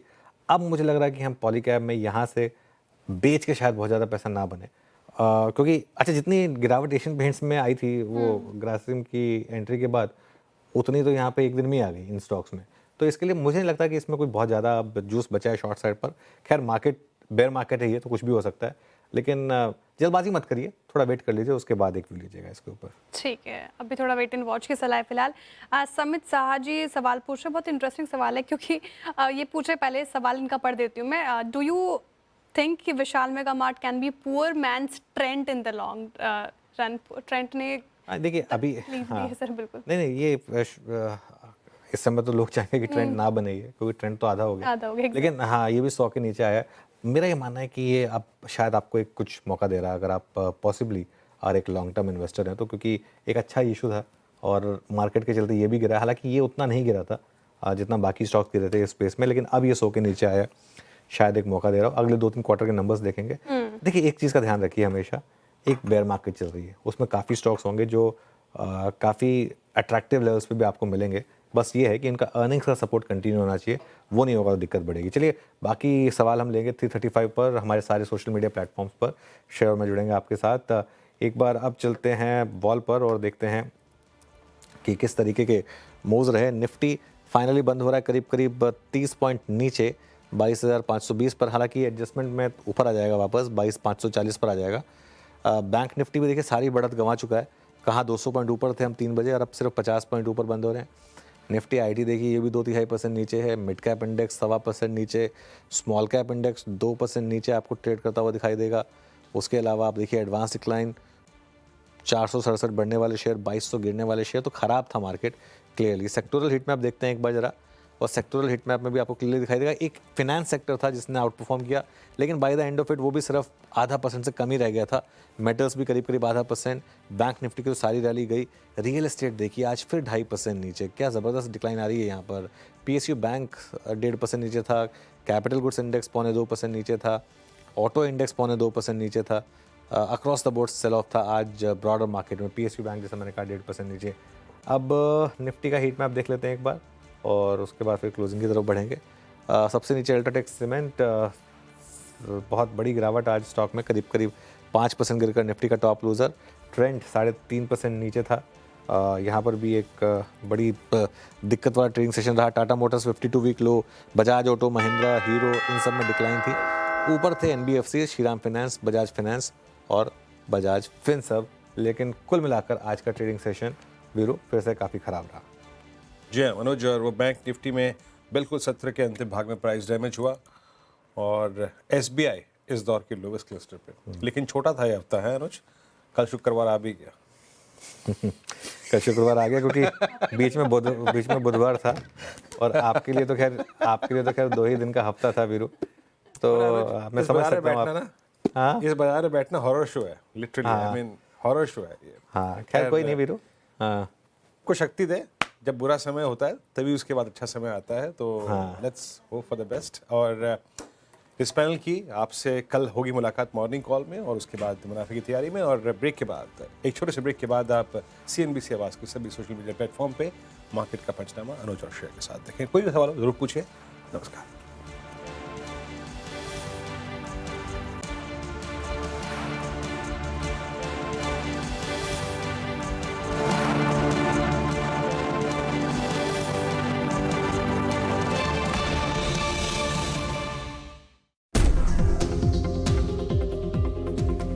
मेरा ना अब ये व्यू बन रहा है यहाँ पर कि हमने काफ़ी एक पॉजिटिव व्यू रखा था पॉली कैप पर और काफ़ी आई थिंक इसने अच्छे रिटर्न्स भी दिए थे, लेकिन अब ना ये कुछ साइंस दे रहा है कि अब आप अगर अच्छे खासे प्रॉफिट पे बैठे हैं तो अब थोड़ा सा बुकिंग के बारे में सोचिए। इसका जो प्राइस पैटर्न है ना अब मुझे थोड़ा सा ख़राब लग रहा है पिछले 2-3 महीने का, तो कहीं ऐसा ना हो कि वही पिछली बार वाला जैसा कहीं मामला हो जाए और वो आपको फिर वापस थोड़ा सा एक लॉस देखने को मिले। एक व्यूअर्स को कई बार ये भी आगाह करना ज़रूरी होता है, जहाँ पर थोड़ी सी स्टॉक्स में वीकनेस के साइंस दिख रहे हो, थोड़ा सा प्रॉफिट बुकिंग भी करनी चाहिए कभी कभी, क्योंकि हमने 6500 पर पॉली कैप पर एक स्पेसिफिकली कहा था कि इसमें से आप प्रॉफिट बुक करके बाहर हो जाएं, क्योंकि इसका चार्ट मुझे कुछ कह रहा था।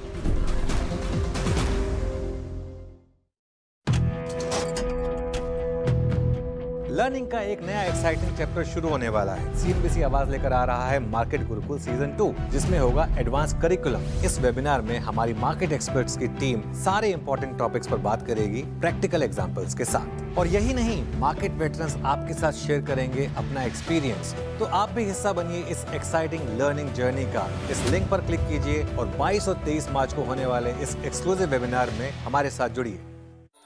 In the heart of the jungle, roams the finest creature, and through the chaos of the sparkling city lights, I am reminded of the timeless valor of the majestic tiger. In life's wild journey, we have one shot to thrill. And when done flawlessly, we unwind and allow our spirits to rejuvenate. Royal Ranthambore, India's finest, yet.